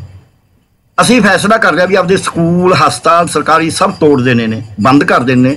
90 ਦੇ ਵਿੱਚ ਇੱਥੋਂ ਦੀ ਇੱਕ ਬੀਬੀ ਗਈ, ਹੁਣ WHO 'ਚ ਲੱਗੀ ਹੋਈ ਹੈ, ਉਹਨੂੰ ਬੜਾ ਚੰਗਾ ਰਿਟਾਇਰਮੈਂਟ ਤੋਂ ਬਾਅਦ ਵੀ ਲੱਗੀ ਹੋਈ ਹੈ, ਦਿੱਲੀ 'ਚ ਬੈਠੀ ਹੈ, ਉਹਨੂੰ ਚੰਗੀ ਤਨਖਾਹ ਮਿਲੀ ਹੈ ਡਾਲਰਾਂ 'ਚ। ਉਹ ਡਾਲਰਾਂ ਦੀ ਤਨਖਾਹ ਦਾ ਤਾਂ ਮੈਂ ਹੁਣ ਇੱਥੇ ਆ ਕੇ ਪਤਾ ਲੱਗਿਆ ਵੀ $100 ਦੀ ਦਵਾਈ ਜਿਹੜੀ ਤਾਂ 7000 ਰੁਪਏ ਬਣਦਾ ਭਾਰਤ 'ਚ। ਸੋ ਉਹ ਜਿਹੜਾ ਸੀ ਨਾ, ਉਹ ਬੀਬੀ ਇੱਕ ਕਰਜ਼ਾ ਲੈ ਆਈ 422 ਕਰੋੜ ਦਾ, ਸਿਰਫ 422 ਕਰੋੜ 7 ਸਾਲਾਂ 'ਚ। ਤੇ 422 ਕਰੋੜ ਦੇ ਕਰਜ਼ੇ ਦੇ ਬਦਲੇ ਸਾਰਾ ਹੀ ਵੇਚਤਾ ਹੈਲਥ ਸਿਸਟਮ। ਇੱਦਾਂ ਹੀ ਇਹਨਾਂ ਨੇ ਕਈ ਸਕੀਮਾਂ ਜਿਹੀਆਂ ਲਿਆ ਕੇ ਵਰਲਡ ਬੈਂਕ ਦੇ ਕਹੇ ਤੋਂ ਉਹ ਸਿੱਖਿਆ ਵੇਚਤੀ। ਸਾਡੀ ਸਿਹਤ ਤੇ ਸਿੱਖਿਆ ਦਾ ਕੀ ਹੈ? ਇਹ ਸਾਰੇ ਉੱਤੇ ਭਾਰਤ ਸਰਕਾਰ ਕਹਿੰਦੀ ਹੈ ਥੱਲੇ ਪੰਜਾਬੀ ਅਸੀਂ ਤਾਂ ਜੀ ਸਾਡੇ ਸੱਭਿਆਚਾਰ ਨਾਲ ਜੁੜੇ ਹੋਏ ਹਾਂ, ਕਹਿੰਦੇ ਨੇ ਨਾ ਜੀ। ਹੁਣ ਸੱਭਿਆਚਾਰ ਸਾਡਾ ਕੀ ਹੈ? ਕੋਈ ਬੰਦਾ ਅਨਪੜ੍ਹ ਤੋਂ ਅਨਪੜ੍ਹ, ਗਰੀਬ ਤੋਂ ਗਰੀਬ, ਦੂਰ ਤੋਂ ਦੂਰ ਬੈਠਾ, ਦੇਸ਼ 'ਚ ਬੈਠਾ ਜਾਂ ਵਿਦੇਸ਼ 'ਚ ਬੈਠਾ, ਕੋਈ ਕਦੇ ਕਿਸੇ ਨੇ ਕਿਹਾ ਵੀ ਤੂੰ ਪੈਸੇ ਤਾਂ ਕਮਾਉਂਦਾ ਨਹੀਂ, ਤੇਰਾ ਇਲਾਜ ਕਿਉਂ ਕਰਾਈਏ? ਘਰ ਦੇ ਮੈਂਬਰ ਨੂੰ ਕਦੇ ਕਿਹਾ ਕਿਸੇ ਨੇ? ਦੂਜਾ, ਕਦੇ ਕਿਸੇ ਨੇ ਬੱਚੇ ਨੂੰ ਕਿਹਾ ਵੀ ਤੂੰ ਕਿਹੜਾ ਕਮਾਈ ਕਰਦਾ, ਤੈਨੂੰ ਆ ਬੈਗ ਜਾ, ਤੈਨੂੰ ਕਾਹਦੇ ਵਾਸਤੇ ਲੈ ਕੇ ਲਈਏ ਕਿਤਾਬਾਂ, ਤੈਨੂੰ ਦੁੱਧ ਕਾਹਦਾ ਲੈ ਕੇ ਲਈਏ? ਬਲਕਿ ਉਲਟ ਕਰਦੇ ਆ, ਜੇ ਕੋਈ ਬਿਮਾਰ ਹੈ ਘਰ 'ਚ ਦੁੱਧ ਥੋੜਾ ਤਾਂ ਪੈਂਦਾ, ਬਿਮਾਰ ਨੂੰ ਦੁੱਧ ਦਿੰਦੇ ਆ। ਪੈਸੇ ਘੱਟ ਨੇ, ਉਹ ਕਿਸੇ ਹੋਰ ਚੀਜ਼ ਤੇ ਕੱਟ ਲਾਵਾਂਗੇ, ਆਪਦੀ ਕਮੀਜ਼ ਨਹੀਂ ਸੁਣਾਵਾਂਗੇ, ਰੋਟੀ ਵੀ ਸ਼ਾਇਦ ਘੱਟ ਖਾ ਲਈਏ, ਉਹਨੂੰ ਦਵਾਈ ਲੈ ਕੇ ਦਿੰਦੇ ਆ, ਬੱਚੇ ਨੂੰ ਕਿਤਾਬ ਲੈ ਕੇ ਦਿੰਦੇ ਆ, ਉਹਦੀ ਫੀਸ ਦਿੰਦੇ ਆ। ਇਹਨਾਂ ਨੇ ਕੀ ਕਹਿਤਾ? ਸਿੱਖਿਆ ਤੇ ਸਿਹਤ ਤੋਂ ਪੈਸਾ ਕਮਾਓ, ਇਹ ਆਪ ਖਰਚਾ ਕਰਨਾ। ਉਹ ਭਾਈ ਤੁਸੀਂ ਮੁੱਲ ਵੇਚਦੇ ਹੋ। ਸਾਡਾ ਤਾਂ ਸੱਭਿਆਚਾਰ ਹੀ ਇਹ ਕਹਿੰਦਾ ਹੈ ਕਿ ਸਿੱਖਿਆ ਤੇ ਸਿਹਤ ਜਿਹੜੀ ਆ ਇਹ ਜਿਵੇਂ ਪਰਿਵਾਰ ਦੀ ਜ਼ਿੰਮੇਵਾਰੀ ਹੈ, ਇੱਦਾਂ ਹੀ ਸਾਡੇ ਪੂਰੇ ਦੇਸ਼ ਦੀ, ਸਾਡੇ ਪੂਰੇ ਸੂਬੇ ਦੀ ਵੀ ਜ਼ਿੰਮੇਵਾਰੀ ਹੈ ਵੀ ਸਿੱਖਿਆ ਤੇ ਸਿਹਤ ਚੰਗੀ ਮਿਲ ਜੇ ਲੋਕਾਂ ਨੂੰ, ਤੇ ਸਰਕਾਰ ਖਰਚੇ ਕਰੇ। ਜਿਹੜਾ ਵੀ ਸਾਡਾ ਪਰਿਵਾਰ ਦਾ ਮੁਖੀ ਹੈ ਉਹ ਖਰਚਾ ਕਰੇ ਉਹਦੇ ਉੱਤੇ। ਇੱਕ ਤਾਂ ਇਹਨਾਂ ਨੇ ਇਸ ਨੂੰ ਖਤਮ ਕਰਤਾ, ਇਹ ਆਪਦੀ ਜ਼ਿੰਮੇਵਾਰੀ ਤੋਂ ਹੀ ਮੈਨੂੰ ਲੱਗਦਾ ਹੈ ਵੀ ਹੋਰ ਪਾਸੇ ਨੂੰ ਹੀ ਭੱਜ ਗਏ। ਦੂਜਾ ਇਹਦੇ ਵਿੱਚ ਇਹਨਾਂ ਦਾ ਜਿਹੜਾ ਆਪ ਜੀ ਨੇ ਪੁੱਛਿਆ ਵੀ ਇਹ ਕਿਉਂ ਇੰਨਾ ਖਰਾਬ ਹੋਇਆ ਹੈ, ਉਹਦੇ ਵਿੱਚ ਇਹਨਾਂ ਦੇ ਨਿੱਜੀ ਹਿੱਤ ਇਹ ਨੇ ਕਿ ਇਹਨਾਂ ਨੇ 2 ਤਰ੍ਹਾਂ ਦੀ ਵਿੱਦਿਆ ਤੇ 2 ਤਰ੍ਹਾਂ ਦੀ ਸਿਹਤ ਬਣਾਉਣ ਦੇ ਵਿੱਚ ਫਾਇਦਾ ਇਹਨਾਂ ਨੂੰ ਇਹ ਹੈ ਕਿ ਜਿਹੜੀ ਇੱਕ ਉੱਪਰਲੀ ਵਿੱਦਿਆ ਉਹਦੇ ਵਿੱਚ ਲੋਕਾਂ ਕੋਲ ਪੈਸਾ ਹੈਗਾ, ਉਹਨਾਂ ਤੋਂ ਇੱਕ ਤਾਂ ਵਪਾਰ ਆਊਗਾ, ਦੂਜੀ ਗੱਲ ਸਿਰਫ ਉਹੀ ਬੰਦੇ, ਉਹਨਾਂ ਹੀ ਸੋਚ ਵਾਲੇ, ਉਹਨਾਂ ਹੀ ਆਦਤਾਂ ਵਾਲੇ ਬੰਦੇ ਉੱਤੇ ਆਉਣਗੇ ਤੇ ਉਹਨਾਂ ਨੂੰ ਹੀ ਨੌਕਰੀਆਂ ਮਿਲਣਗੀਆਂ, ਉਹੀ ਪ੍ਰਬੰਧਕ ਬਣਨਗੇ। ਆਹ ਜਿਹੜੇ ਬਾਕੀ ਹੈਗੇ ਨੇ ਲੋਕ, ਇਹ ਪ੍ਰਬੰਧਕੀ ਦੇ ਵਿੱਚ ਆਣ ਹੀ ਨਾ, ਇਹ ਸਿਆਣੇ ਬਣਨ ਹੀ ਨਾ। ਕਹਿੰਦੇ ਨਾ ਹੋਏਗਾ ਬਾਂਸ ਤੇ ਨਾ ਵੱਜੇਗੀ ਬੰਸ, ਇਹ ਫਿਰ ਸਵਾਲ ਹੀ ਨਹੀਂ ਕਰਨਗੇ ਇੱਥੇ। ਇਸ ਕਰਕੇ ਇਹਨਾਂ ਨੇ ਸਾਰਾ, ਤੁਸੀਂ ਜਿਵੇਂ ਵਰਲਡ ਬੈਂਕ ਦਾ ਹੁਣੇ ਜ਼ਿਕਰ ਕੀਤਾ, ਜਿਸ ਦੇਸ਼ ਨੂੰ ਵਰਲਡ ਬੈਂਕ ਸਿਰਫ ਨਾਲੀਆਂ, ਗਟਰ ਦੀਆਂ ਸਫਾਈਆਂ ਦੇ ਨਵੀਆਂ ਪਾਈਪਲਾਈਨਾਂ ਪਾਉਣ ਦੇ ਲਈ ਪੈਸੇ ਦੇ ਰਿਹਾ ਹੋਏ, ਤਾਂ ਅਸੀਂ ਕਿੱਥੇ ਸੋਚ ਸਕਦੇ ਸਾਡੀ ਤਰੱਕੀ ਕਦ ਤੱਕ ਹੋਏਗੀ? ਕਦ ਅਸੀਂ ਆਪਣੇ ਬੱਚਿਆਂ ਨੂੰ ਆਪ ਨਿਰਭਰ ਹੋ ਕੇ ਚੰਗੀ ਸਿੱਖਿਆ ਦੇ ਲਈ ਪ੍ਰੇਰਿਤ ਕਰ ਸਕਾਂਗੇ। ਪ੍ਰੇਰਿਤ ਵੀ ਕਰਨਾ, ਚੰਗੀ ਸਿੱਖਿਆ ਹੋਏਗੀ ਤਾਂ ਪ੍ਰੇਰਿਤ ਕਰਨ ਦੀ ਲੋੜ ਵੀ ਨਹੀਂ ਪਏਗੀ। ਇਹਨਾਂ ਸਿਧਾਂਤਾਂ ਦੇ ਵੱਲ ਅਸੀਂ ਕਦੇ ਧਿਆਨ ਨਹੀਂ। ਹੁਣ ਇਸ ਦੇ ਵਿੱਚ ਰਾਈਟ ਟੂ ਐਜੂਕੇਸ਼ਨ ਦਾ ਐਕਟ ਜਿਹੜਾ ਹੈਗਾ ਉਸ ਦੇ ਵੀ ਫੇਰ ਬਦਲ ਕਰ ਦਿੱਤੇ ਜਾਂਦੇ ਨੇ, ਜਿਸ ਦੀ ਲੋੜ ਸੀ ਜਾਂ ਨਹੀਂ ਸੀ ਪੰਜਾਬ ਦੇ ਪੱਖੋਂ, ਉਹ ਵੀ ਅਸੀਂ ਸਮਝ ਲਈਏ ਤੁਹਾਡੇ ਤੋਂ। हाँ, मैं दोनों गल्लां दसदा। एक तुसीं सिक्ख्या नीति का भी सवाल करिया सी, और रह गया जवाब देना ये भी जी। जब असी राइट टू एजुकेशन एक्ट है, राइट टू एजुकेशन एक्ट च की जाए, उन्होंने मापे भी गलत इंटरप्रेट करते हैं। वैसे उन्होंने वो एक्ट बनाउण दे विच मैं काफ़ी मेरा योगदान रहा। जिहड़े पंजाब दे नियम ने उहदे वो तो बनाए, ड्राफ्ट ही मैं करे ने। उहदे विच इह है कि जिहड़े बच्चे सारे 6 ਤੋਂ 14 साल के बच्चे, हरेक बच्चे नूं ਸਕੂਲ ਦੇ ਵਿੱਚ ਵਿਦਿਆ ਮੁਫਤ ਪ੍ਰਾਪਤ ਕਰਨ ਦਾ ਅਧਿਕਾਰ ਹੈ। ਪਹਿਲੀ ਗੱਲ ਕਿ ਉਸ ਨੂੰ ਕੋਈ ਵੀ ਇਹੋ ਜਿਹਾ ਕਾਰਕ ਨਹੀਂ ਹੋਣਾ ਚਾਹੀਦਾ ਜਿਹੜਾ ਉਹਨੂੰ ਵਿਦਿਆ ਨੂੰ ਰੋਕੇ। ਚਾਹੇ ਉਹ ਮਾਪੇ ਉਹਨੂੰ ਜਾਣ ਤੋਂ ਰੋਕਣ, ਚਾਹੇ ਉਹਦੇ ਕੋਲ ਪੈਸੇ ਨਹੀਂ, ਕਿਤਾਬ ਨਹੀਂ ਲੈ ਸਕਦਾ, ਵਰਦੀ ਨਹੀਂ ਲੈ ਸਕਦਾ, ਜਾ ਆ ਨਹੀਂ ਸਕਦਾ, ਜਾਂ ਉਹਨੂੰ ਰੋਟੀ ਨਹੀਂ ਮਿਲਦੀ, ਭੁੱਖਾ ਰਹਿੰਦਾ ਹੈ, ਜਾਂ ਉਹਦੇ ਮਾਪਿਆਂ ਨੂੰ ਦਿਹਾੜੀ ਕਰਾਉਣ ਵਾਸਤੇ ਲੋੜ ਹੈ ਉਸਦੀ। ਇਹ ਇਹੋ ਜਿਹੇ ਫੈਕਟਰ ਨੂੰ ਰੋਕ ਨਾ ਸਕਣ, ਇਹੋ ਜਿਹਾ ਪ੍ਰਬੰਧ ਕਰਨਾ। ਹੁਣ ਇਹ ਪ੍ਰਬੰਧ ਜਿਹੜੀਆਂ ਸਾਰੀਆਂ ਗੱਲਾਂ ਮੈਂ ਕਹੀਆਂ ਤੁਸੀਂ ਆਪੇ ਹਿਸਾਬ ਲਾ ਲਓ, ਉਹਦੇ 'ਚ ਕੀ ਕਰਨਾ ਹੋਊਗਾ। ਫਿਰ ਦੂਜਾ ਹਿੱਸਾ ਉਹਦੇ 'ਚ ਇਹ ਹੈ ਕਿ ਜਿਹੜੇ ਮਾਪੇ ਆਪਣੇ ਬੱਚਿਆਂ, ਸਰਕਾਰ ਦੀ ਡਿਊਟੀ ਹੈ ਜਾਂ ਸਥਾਨਕ ਸਰਕਾਰ ਦੀ, ਕਿ ਉਹ 1 ਕਿਲੋਮੀਟਰ ਦੇ ਵਿੱਚ ਪ੍ਰਾਇਮਰੀ ਸਕੂਲ ਦੇਵੇ ਤੇ 3 ਕਿਲੋਮੀਟਰ 'ਚ ਮਿਡਲ ਸਕੂਲ ਦੇਵੇ। ਜੇ ਸਰਕਾਰ ਸਕੂਲ ਨਹੀਂ ਦੇ ਸਕਦੀ ਤੇ ਬੱਚੇ ਨੂੰ ਸਕੂਲ ਨਾ ਹੋਣ ਕਰਕੇ ਪ੍ਰਾਈਵੇਟ ਜਾਣਾ ਪੈਂਦਾ ਹੈ, ਤਾਂ ਫਿਰ ਉਸ ਬੱਚੇ ਦੀ ਫੀਸ ਸਰਕਾਰ ਦੇਵੇ। ਪ੍ਰਾਈਵੇਟ ਸਕੂਲ ਨੂੰ ਉਹ ਫੀਸ ਹੈ ਜਿਹੜੀ ਉਨੀ ਹੋਏਗੀ ਜਿੰਨੀ ਸਰਕਾਰੀ ਸਕੂਲ 'ਚ ਖਰਚਾ ਪੈਂਦਾ, ਜਾਂ ਫਿਰ ਜਿਹੜੀ ਉਹਨਾਂ ਦੀ ਫੀਸ ਆ ਦੋਹਾਂ 'ਚੋਂ ਜਿਹੜੀ ਘੱਟ ਹੋਵੇ। ਹੁਣ ਸਾਡੇ ਕੀ ਕਹਿੰਦੇ ਨੇ, ਸਾਡੇ ਕਹਿੰਦੇ ਜੀ ਉਹ ਜਿਹੜੇ 25% ਉੱਥੇ ਮਰਜ਼ੀ ਨਾਲ ਜਾਂਦੇ ਨੇ ਉਹਨਾਂ ਦੀ ਫੀਸ ਸਰਕਾਰ ਦੇਵੇ। ਸਰਕਾਰ ਕੀ ਕਰਦੀ ਹੈ, ਸਰਕਾਰ ਆਪਦੇ ਸਕੂਲ ਨੂੰ ਇੰਪਰੂਵ ਹੀ ਨਹੀਂ ਕਰਦੀ। ਉਹ ਕਹਿੰਦੀ ਹੈ ਇੱਥੇ 2 ਬੱਚੇ ਨੇ ਤਾਂ 2 ਟੀਚਰ ਲਾ, ਤੇ ਉੱਥੇ 2 ਸਾਲ ਬੱਚਾ ਹੈ, ਟੀਚਰ ਲਾਉਣਾ ਹੀ ਨਹੀਂ। ਹੁਣ ਬੱਚਾ ਕੀ ਕਰੇ? ਸੋ ਇਸ ਕਰਕੇ ਇੱਕ ਤਾਂ ਰਾਈਟ ਟੂ ਐਜੂਕੇਸ਼ਨ ਐਕਟ ਨੇ ਬੜਾ, ਹੁਣ ਇਹਨਾਂ ਨੇ ਕੀ ਕਰਿਆ ਨਵੀਂ ਸਿੱਖਿਆ ਨੀਤੀ 'ਚ, ਇਹਦੇ ਰਾਈਟ ਟੂ ਐਜੂਕੇਸ਼ਨ ਐਕਟ 'ਚ ਇਹਨਾਂ ਨੇ ਕਹਿਤਾ ਅਸੀਂ ਇਹ ਰਾਈਟ ਟੂ ਐਜੂਕੇਸ਼ਨ ਐਕਟ ਹੈ ਜਿਹੜਾ ਇਹਦੀ ਐਕਸਟੈਂਸ਼ਨ ਕਰਦੇ ਹਾਂ, ਕਿਉਂਕਿ ਕੇਂਦਰ ਦੇ ਐਕਟ ਸੀਗਾ ਕਿ ਜੀ ਅਸੀਂ 3 ਸਾਲ ਤੋਂ ਲੈ ਕੇ 18 ਸਾਲ ਤੱਕ ਕਰਤਾ। ਤੇ ਨਾਲ ਉਹਦੇ 'ਚ ਇਹ ਵੀ ਕਹਿਤਾ ਕਿ ਪਹਿਲਾਂ ਮਿਡ ਡੇ ਮੀਲ ਸੀ ਜਿਹੜੀ, ਉਹ ਸਿਰਫ 1 ਤੋਂ ਲੈ ਕੇ 8ਵੀਂ ਤੱਕ ਦੇ ਬੱਚਿਆਂ ਨੂੰ ਮਿਲਦੀ ਸੀ, ਹੁਣ ਨਰਸਰੀ ਵਾਲਿਆਂ ਨੂੰ ਵੀ ਮਿਲੂਗੀ। ਫਿਰ ਇਹ ਵੀ ਕਹਿਤਾ ਵੀ ਬੱਚੇ, ਕਿਉਂਕਿ ਐਕਟ 'ਚ ਵੀ ਭੁੱਖਾ ਨਹੀਂ ਰਹਿਣਾ ਚਾਹੁੰਦਾ, ਵੀ ਅਸੀਂ ਬ੍ਰੇਕਫਾਸਟ ਵੀ ਦੇਵਾਂਗੇ। ਪਰ ਉਹ ਕਹਿੰਦੇ ਨਾ ਗੱਲੀਆਂ ਅਸੀਂ ਵੱਡੀਆਂ ਹੈ, ਤੇ ਗੱਲਾਂ 'ਚ ਤਾਂ ਅਸੀਂ ਬੜੇ ਤੁੱਕੀ ਬੜੇ ਪਕਾਤੇ। ਅਸਲ ਦੇ ਵਿੱਚ ਕੀ ਕਰਿਆ ਸਾਡੇ ਮਾਨਯੋਗ ਵਿੱਤ ਮੰਤਰੀ ਜੀ ਸ਼੍ਰੀਮਤੀ ਨਿਰਮਲਾ ਸੀਤਾਰਮਨ ਜੀ ਨੇ ਨਵੀਂ ਸਿੱਖਿਆ ਨੀਤੀ ਦਾ ਹਵਾਲਾ ਦੇ ਕੇ ਬਜਟ ਪੇਸ਼ ਕਰਿਆ। ਇਸ ਸਾਲ ਦਾ ਜਿਹੜਾ ਬਜਟ ਪੇਸ਼ ਕਰਿਆ ਉਹਦੇ ਵਿੱਚ ਉਹਨਾਂ ਨੇ ਕਿਹਾ ਵੀ ਮੈਂ ਉਸ ਦੇ ਸਾਰੇ ਪ੍ਰਾਵਧਾਨ ਕਰ ਰਹੀ ਹਾਂ, ਪਰ ਮਿਡ ਡੇ ਮੀਲ ਦੇ ਵਿੱਚ ਜਿਹੜਾ ਪਹਿਲਾਂ 12,300 ਕਰੋੜ ਰੁਪਏ ਦਾ ਬਜਟ ਸੀ ਭਾਰਤ ਸਰਕਾਰ ਦਾ, ਉਹਨੂੰ ਘਟਾ ਕੇ 11,000 ਕਰੋੜ ਕਰਤਾ। ਹੁਣ ਇੱਕ ਪਾਸੇ ਤੁਸੀਂ 11,000 ਕਰੋੜ ਕਰਦੇ ਹੋ, ਜਿਹੜੇ ਪਹਿਲਾਂ ਬੱਚੇ ਨੇ ਉਹਨਾਂ ਦਾ ਵੀ ਘਟਾਤਾ, ਦੂਜੇ ਪਾਸੇ ਨਾਲ ਤੁਸੀਂ ਕਹਿੰਦੇ ਹੋ ਜਿਹੜਾ 3 ਤੋਂ 6 ਸਾਲ ਦੇ ਬੱਚੇ ਇੱਥੇ ਆਉਣਗੇ ਉਹਨਾਂ ਨੂੰ ਵੀ ਅਸੀਂ ਰੋਟੀ ਦੇਵਾਂਗੇ, ਅਸੀਂ ਬ੍ਰੇਕਫਾਸਟ ਵੀ ਦੇਵਾਂਗੇ, ਅਸੀਂ। ਪਰ ਫਿਰ ਤੁਸੀਂ ਮੈਨੂੰ ਸਮਝ ਨਹੀਂ ਵੀ ਤੁਸੀਂ ਕਹਿ ਕੀ ਰਹੇ ਹੋ। ਸੋ ਮੈਨੂੰ ਐਂ ਲੱਗਦਾ ਹੈ ਵੀ ਇਹਨਾਂ ਦੀ ਉਹ ਹਾਲਤ ਹੈ, ਮੀਲ ਵੀ ਵਧਾ ਦਿੱਤਾ ਤੇ ਉਧਰੋਂ ਬਜਟ ਵੀ ਘਟਾ ਦਿੱਤਾ। ਵਾਹਿਗੁਰੂ, ਬਜਟ ਵੀ ਘਟਾ ਦਿੱਤਾ, ਉਹ ਪੋਸੀਬਲ ਨਹੀਂ ਹੈ। ਸੋ ਲੋਕਾਂ ਨੂੰ ਇਹਦਾ ਮਤਲਬ ਲੋਲੀਪੌਪ ਦਿੱਤਾ ਹੈ। ਉਹ ਇੱਕ ਪੰਜਾਬੀ 'ਚ ਕਹਿੰਦੇ ਹੁੰਦੇ ਵੀ ਲੋਕ ਤਾਂ ਕਹਿੰਦੇ ਸੀ ਸਾਨੂੰ ਮਿਲੇ, ਉਹ ਸਾਡੇ ਪੰਜਾਬੀ 'ਚ ਕਹਿੰਦੇ ਨੇ ਉਹ ਫਿਰੇ ਨੱਥ ਕਢਾਉਣ ਨੂੰ ਤੇ ਉਹ ਫਿਰੇ ਨੱਕ ਵਢਾਉਣ ਨੂੰ। ਇਹ ਤਾਂ ਉਹਨੂੰ ਬੰਦ ਕਰਨ ਨੂੰ ਫਿਰਦੇ ਨੇ, ਇਹ ਫਿਰਦੇ ਨੇ ਵੀ ਸਾਨੂੰ ਸਭ ਕੁਝ ਮਿਲੇ। ਆਹ ਝਗੜਾ ਇੱਕ। ਦੂਜੀ ਗੱਲ ਕੀ ਕਰਤੀ, ਦੂਜੀ ਗੱਲ ਵਿਦਿਆ ਜਿਹੜੀ ਹੈ ਸਭ ਨੂੰ ਪਤਾ ਹੈ, ਮੈਂ ਡਾਕਟਰ ਹਾਂ, ਮੈਨੂੰ ਪਤਾ ਵੀ ਜੇ ਪੰਜਾਬੀ 'ਚ ਗੱਲ ਸਮਝਾਈ ਜਾਵੇ ਤਾਂ ਛੇਤੀ ਬੰਦੇ ਦਾ ਸੰਕਲਪ ਬਣਦਾ, ਖਾਸ ਕਰਕੇ ਪਹਿਲੀਆਂ 10ਵੀਂ 12ਵੀਂ ਦੀਆਂ ਕਲਾਸਾਂ ਤੱਕ ਤਾਂ। ਉਹ ਸੰਕਲਪ ਤੋੜਨ ਦਾ ਤਰੀਕਾ ਕੀ ਲੱਭਿਆ, ਕਹਿੰਦਾ ਕਿ 5ਵੀਂ ਤੱਕ ਜਿਹੜੀ ਵਿਦਿਆ ਹੈ ਉਸ ਨੂੰ ਅਸੀਂ, ਕਿਉਂਕਿ ਕੰਪਲਸਰੀ ਪੜ੍ਹਾਉਣੀ ਹੈ ਉਹ, ਪਰ ਵਿਦਿਆ ਜਿਹੜੀ ਹੈ ਉਹ ਜਿੱਥੋਂ ਤੱਕ ਉਹ ਸੰਭਵ ਹੋਵੇ ਉੱਥੇ ਆਪਦੀ ਮਾਤ ਭਾਸ਼ਾ 'ਚ ਪੜ੍ਹਾਉਣੀ ਹੈ। ਉਸ ਤੋਂ ਅੱਗੇ ਵੀ ਕੋਸ਼ਿਸ਼ ਕਰੋ ਕਿ ਮਾਤ ਭਾਸ਼ਾ 'ਚ ਪੜ੍ਹਾਉਣੀ ਹੈ। ਹੁਣ ਜਿਹੜੇ ਪ੍ਰਾਈਵੇਟ ਸਕੂਲ ਨੇ ਉਹ ਤਾਂ ਪੰਜਾਬ 'ਚ ਇੱਥੇ ਇਹਨਾਂ ਦੇ ਆਪਦੇ ਸਕੂਲ, ਜਿਹੜੀ ਕੇਂਦਰ ਸਰਕਾਰ ਰਾਜ ਕਰਦੀ ਹੈ ਉਹਦੀ ਪਾਰਟੀ ਦੇ ਸਕੂਲ ਚੱਲਦੇ ਨੇ, ਉਹਨਾਂ ਦੀ ਕਿਸੇ ਸੰਸਥਾ ਦੇ, ਉਹ ਪ੍ਰਧਾਨ ਆਚਾਰੀਆ ਕਹਿੰਦੇ ਨੇ, ਉਹ ਸਕੂਲ ਮਾਸਟਰ ਨੂੰ ਆਚਾਰੀਆ ਕਹਿੰਦੇ ਨੇ। ਮੈਂ ਤਾਂ ਕਦੇ ਸਾਰੀ ਜੀਵਨ 'ਚ ਮੈਂ ਤਾਂ ਆਚਾਰੀਆ ਪੰਡਤਾਂ ਨੂੰ ਜਾਂ ਪੂਜਾ ਕਰਨ ਵਾਲਿਆਂ ਨੂੰ ਤਾਂ ਸੁਣਿਆ ਸੀ ਕਹਿੰਦੇ, ਜਾਂ ਵੈਦਾਂ ਨੂੰ ਸੁਣਿਆ ਸੀ ਕਹਿੰਦੇ, ਮੈਂ ਇਹ ਕਦੇ ਅਧਿਆਪਕ ਨੂੰ ਆਚਾਰੀਆ ਕਹਿੰਦੇ ਤਾਂ ਸੁਣਿਆ ਨਹੀਂ ਸਾਰੀ ਉਮਰ 'ਚ। ਇਹ ਉਹਨੂੰ ਆਚਾਰੀਆ ਕਹਿੰਦੇ ਨੇ, ਪਿੰਡ ਦੇ ਸਕੂਲ 'ਚ ਵੀ, ਸੈਮੀ ਛੋਟੇ ਜਿਹੇ ਟਾਊਨ ਦੇ ਸਕੂਲ 'ਚ ਵੀ। ਸੋ ਇਹ ਅਸੀਂ ਜਿਹੜੀ ਪੰਜਾਬੀ ਜਿਹੜੀ ਲੈਂਗੁਏਜ ਦਾ ਪੱਠਾ ਹੈ ਉਹ ਵੀ ਬਿਠਾਤਾ, ਕਿਉਂਕਿ ਪ੍ਰਾਈਵੇਟ ਤਾਂ ਪਹਿਲਾਂ ਹੀ ਉਹਨੂੰ ਹਿੰਦੀ ਜਾਂ ਅੰਗਰੇਜ਼ੀ 'ਚ ਹੀ ਪੜ੍ਹਾ ਰਿਹਾ ਹੈ, ਕਿ ਜਿਹੜੇ ਸਰਕਾਰੀ ਸਕੂਲ ਪੰਜਾਬੀ 'ਚ ਪੜ੍ਹਾਉਂਦੇ ਸੀ ਉਹਨਾਂ ਨੂੰ ਬਹਾਨਾ ਮਿਲ ਗਿਆ ਕਿ ਜੀ ਹੁਣ ਅਸੀਂ ਪੰਜਾਬੀ 'ਚ ਪੜ੍ਹਾਉਣਾ ਜ਼ਰੂਰੀ ਨਹੀਂ, ਕਿਉਂਕਿ ਪ੍ਰਾਈਵੇਟ ਨੇ ਤਾਂ ਕਹਿ ਦੇਣਾ ਜੀ ਸਾਡੇ ਸੰਭਵ ਹੀ ਨਹੀਂ ਹੈ। ਸੋ ਜਿੱਥੋਂ ਤੱਕ ਸਮਝ ਉਹ ਵੀ ਰਾਈਟ ਟੂ ਐਜੂਕੇਸ਼ਨ 'ਚ ਮੇਰਾ ਰਾਈਟ ਜਿਹੜਾ ਸੀ, ਜੋ ਤੁਸੀਂ ਰਾਈਟ ਟੂ ਐਜੂਕੇਸ਼ਨ ਦਾ ਸਵਾਲ ਕਰਿਆ, ਮੇਰਾ ਰਾਈਟ ਸੀ ਮੈਨੂੰ ਮੇਰੀ ਮਾਤ ਭਾਸ਼ਾ 'ਚ ਵਿੱਦਿਆ ਮਿਲੇ, ਉਹ ਮੇਰਾ ਰਾਈਟ ਖਤਮ ਹੀ ਕਰਤਾ ਦੂਜੇ ਪਾਸੇ ਹੁੰਦੀ। ਇਦੋਂ ਅੱਗੇ ਇੱਕ ਤੀਜਾ ਹੋਰ ਕਰਤਾ, ਮੇਰਾ ਰਾਈਟ ਸੀ ਮੈਨੂੰ ਚੰਗੀ ਸਿੱਖਿਆ ਮਿਲੇ, ਗੁਣਵੱਤਾ ਉਹਦੀ ਲਿਖਿਆ ਐਕਟ 'ਚ। ਉਹ ਗੁਣਵੱਤਾ ਕੀ ਕਰਤੀ, ਕਹਿੰਦੇ ਦੇਖੋ ਜੀ ਅੱਗੇ ਨਾ ਜਿਹੜੀ ਸਾਡੀ ਕਿੱਤਾ ਮੁਖੀ ਸਿੱਖਿਆ ਸੀ ਉਹ 11ਵੀਂ 12ਵੀਂ 'ਚ ਹੁੰਦੀ ਸੀ, ਉਹ ਠੀਕ ਨਹੀਂ ਰਹਿੰਦੀ, ਹੁਣ ਅਸੀਂ 6ਵੀਂ 'ਚੋਂ ਸਿਖਾਵਾਂਗੇ। ਹੁਣ ਜੇ 6ਵੀਂ ਤੋਂ 8ਵੀਂ ਤੱਕ ਕਿਹੜਾ ਕਿੱਤਾ ਸਿਖਾਉਣਗੇ ਤੁਸੀਂ ਆਪੇ ਹਿਸਾਬ ਲਾ ਲਓ। ਅਸੀਂ ਮੈਂ ਹੀ ਨਹੀਂ ਕਹਿੰਦਾ ਵੀ ਸੀਵਰ ਸਾਫ਼ ਕਰਨਾ ਕੋਈ ਮਾੜੀ ਗੱਲ ਹੈ। ਅਸੀਂ ਕੀ ਕਰਿਆ ਹੈ, ਉਹ ਸਿੱਖਿਆ ਨੀਤੀ 'ਚ ਜਿੱਥੇ ਤੱਕ ਟੈਕਨੋਲੋਜੀ ਅਸੀਂ ਕਰ ਯੂਜ਼ ਕਰਦੇ ਹਾਂ, ਜਿਵੇਂ ਇੱਕ ਮਰੀਜ਼ ਆ ਉਹ 'ਚ ਬਹੁਤ ਬੋ ਮਰ ਜਾ, ਜਿਵੇਂ ਹੁਣ ਕੋਵਿਡ ਦੀ ਸਿਚੁਏਸ਼ਨ ਹੈ, ਉੱਥੇ ਤੁਸੀਂ ਆਟੋ ਟਰਨੀਆਂ ਲਾ ਦਿਓ, ਤੁਸੀਂ ਰੋਬੋਟ ਲਾ ਦਿਓ ਜਿਹੜੇ ਉਹਨੂੰ ਖਾਣਾ ਵੀ ਦੇਣ, ਉਹਦਾ ਨਹਾਣ ਧਨਾਣ ਸਾਰਾ ਸਮਾਨ ਕਰ ਦੇਣ, ਕਿਉਂਕਿ ਉੱਥੇ ਕੋਈ ਜਾ ਨਹੀਂ ਸਕਦਾ। ਸੀਵਰ ਸਾਫ਼ ਕਰਨਾ ਤੁਸੀਂ ਉੱਥੇ ਬੰਦਾ ਕਿਉਂ ਬਾੜਦੇ ਹੋ, ਉੱਥੇ ਸਾਫ਼ ਕਰ ਦਿਓ ਵਧੀਆ। ਦੂਰ ਜਾਣਾ ਹੈ, ਸਮੁੰਦਰ ਦੀਆਂ ਗਹਿਰਾਈਆਂ 'ਚ ਦੇਖਣਾ ਹੈ, ਉੱਤੇ ਜਾ ਕੇ ਪਹਾੜਾਂ 'ਚ ਦੇਖਣਾ ਹੈ, ਰੇਗਿਸਤਾਨ 'ਚ ਦੂਰ ਜਾਣਾ ਹੈ, ਉੱਥੇ ਤੁਸੀਂ ਟੈਕਨੋਲੋਜੀ ਨੂੰ ਵਰਤੋ। ਜਿੱਥੇ ਸਾਡੇ ਕੋਲ ਮੈਨ ਪਾਵਰ ਸੌਖੀ ਕੰਮ ਕਰ ਸਕਦੀ ਆ, ਅਵੇਲੇਬਲ ਹੈ, ਉੱਥੇ ਮੈਨ ਪਾਵਰ ਨੂੰ ਵਰਤੋ। ਅਸੀਂ ਨਾ ਤਾਂ ਜਿੱਥੇ ਟੈਕਨੋਲੋਜੀ ਦੀ ਲੋੜ ਹੈ ਉੱਥੇ ਟੈਕਨੋਲੋਜੀ ਨਹੀਂ ਵਰਤਦੇ, ਉੱਥੇ ਮੈਨ ਪਾਵਰ ਨੂੰ ਗਰੀਬ ਨੂੰ ਧੱਕਾ ਦਿੰਦੇ ਵੀ ਚੱਲ ਤੂੰ ਕਰ ਇੱਥੇ। ਤੇ ਜਿੱਥੇ ਅਸੀਂ ਕਹਿ ਲਓ ਵੀ ਮੈਨ ਪਾਵਰ ਨੂੰ ਵਰਤਣਾ ਹੁੰਦਾ, ਉੱਥੇ ਆ ਜਿਹੜੀ ਆਪਾਂ ਜੌਬ ਦੀ ਗੱਲ ਕਰਦੇ ਹਾਂ, ਉਹਦੇ 'ਚੋਂ ਅਨੇਕਾਂ ਹੀ ਜੌਬ, ਸਾਡੇ ਕੋਈ ਵਿਹਲ ਰਹਿਣ ਦੀ ਲੋੜ ਨਹੀਂ ਹੈ। ਉਹ ਜੌਬ ਕ੍ਰੀਏਟ ਹੁੰਦੇ ਸੀ, ਉਹ ਵੀ ਅਸੀਂ ਬੰਦ ਕਰੀ ਜਾਂਦੇ ਹਾਂ। ਫਿਰ ਅਸੀਂ ਕੀ ਕਰਦੇ ਹਾਂ, ਅਸੀਂ ਜੌਬ ਮਾਰਕੀਟ ਵਿੱਚ ਆ ਜਿਹੜਾ ਮਾੜਾ ਮੋਟਾ ਪੜ੍ਹ ਕੇ ਚਲੋ ਸੈਮੀ ਪੜ੍ਹ ਗਿਆ ਹੋਰ ਕਰ ਗਿਆ, ਉਹਨੇ ਇਸ 'ਤੇ ਅਸੀਂ ਜਿਹੜਾ ਸੀ ਉਹਦੀ ਡਿਗਰੀ ਦਾ ਮਾੜਾ ਮੋਟਾ ਮੁੱਲ ਪੈਂਦਾ ਸੀ, ਉਹ ਵੀ ਇਹਨਾਂ ਨੇ ਬਦਲਤਾ। ਰਾਈਟ ਟੂ ਐਜੂਕੇਸ਼ਨ ਮੇਰਾ ਅਧਿਕਾਰ ਸੀ ਕਿ ਮੇਰੇ ਨਾਲ ਬਰਾਬਰਤਾ ਦਾ ਸਲੂਕ ਹੋਵੇ, ਉਹ ਖਤਮ ਕਰਤਾ। ਪ੍ਰਾਈਵੇਟ ਕਾਲਜਾਂ ਨੂੰ ਕਹਿੰਦਾ ਆਪੇ ਡਿਗਰੀਆਂ ਦੇ ਦਿਓ, ਉਹ ਫਿਰ ਡਿਗਰੀਆਂ ਵੇਚਣਗੇ। ਤੇ ਫਿਰ ਉਹ ਕਹਿਣਗੇ ਵੀ ਕਿੱਥੇ ਸ੍ਰੀ ਰਾਮ ਕਾਲਜ, ਕਿੱਥੇ ਆ ਤੰਦੇ ਬੱਧੇ ਦਾ ਕਾਲਜ ਹੈ, ਇਹਦੇ ਭਾਵੇਂ ਜਿੰਨੇ ਮਰਜ਼ੀ ਨੰਬਰ ਨੇ, ਉਹ ਤਾਂ ਵੱਡੀ।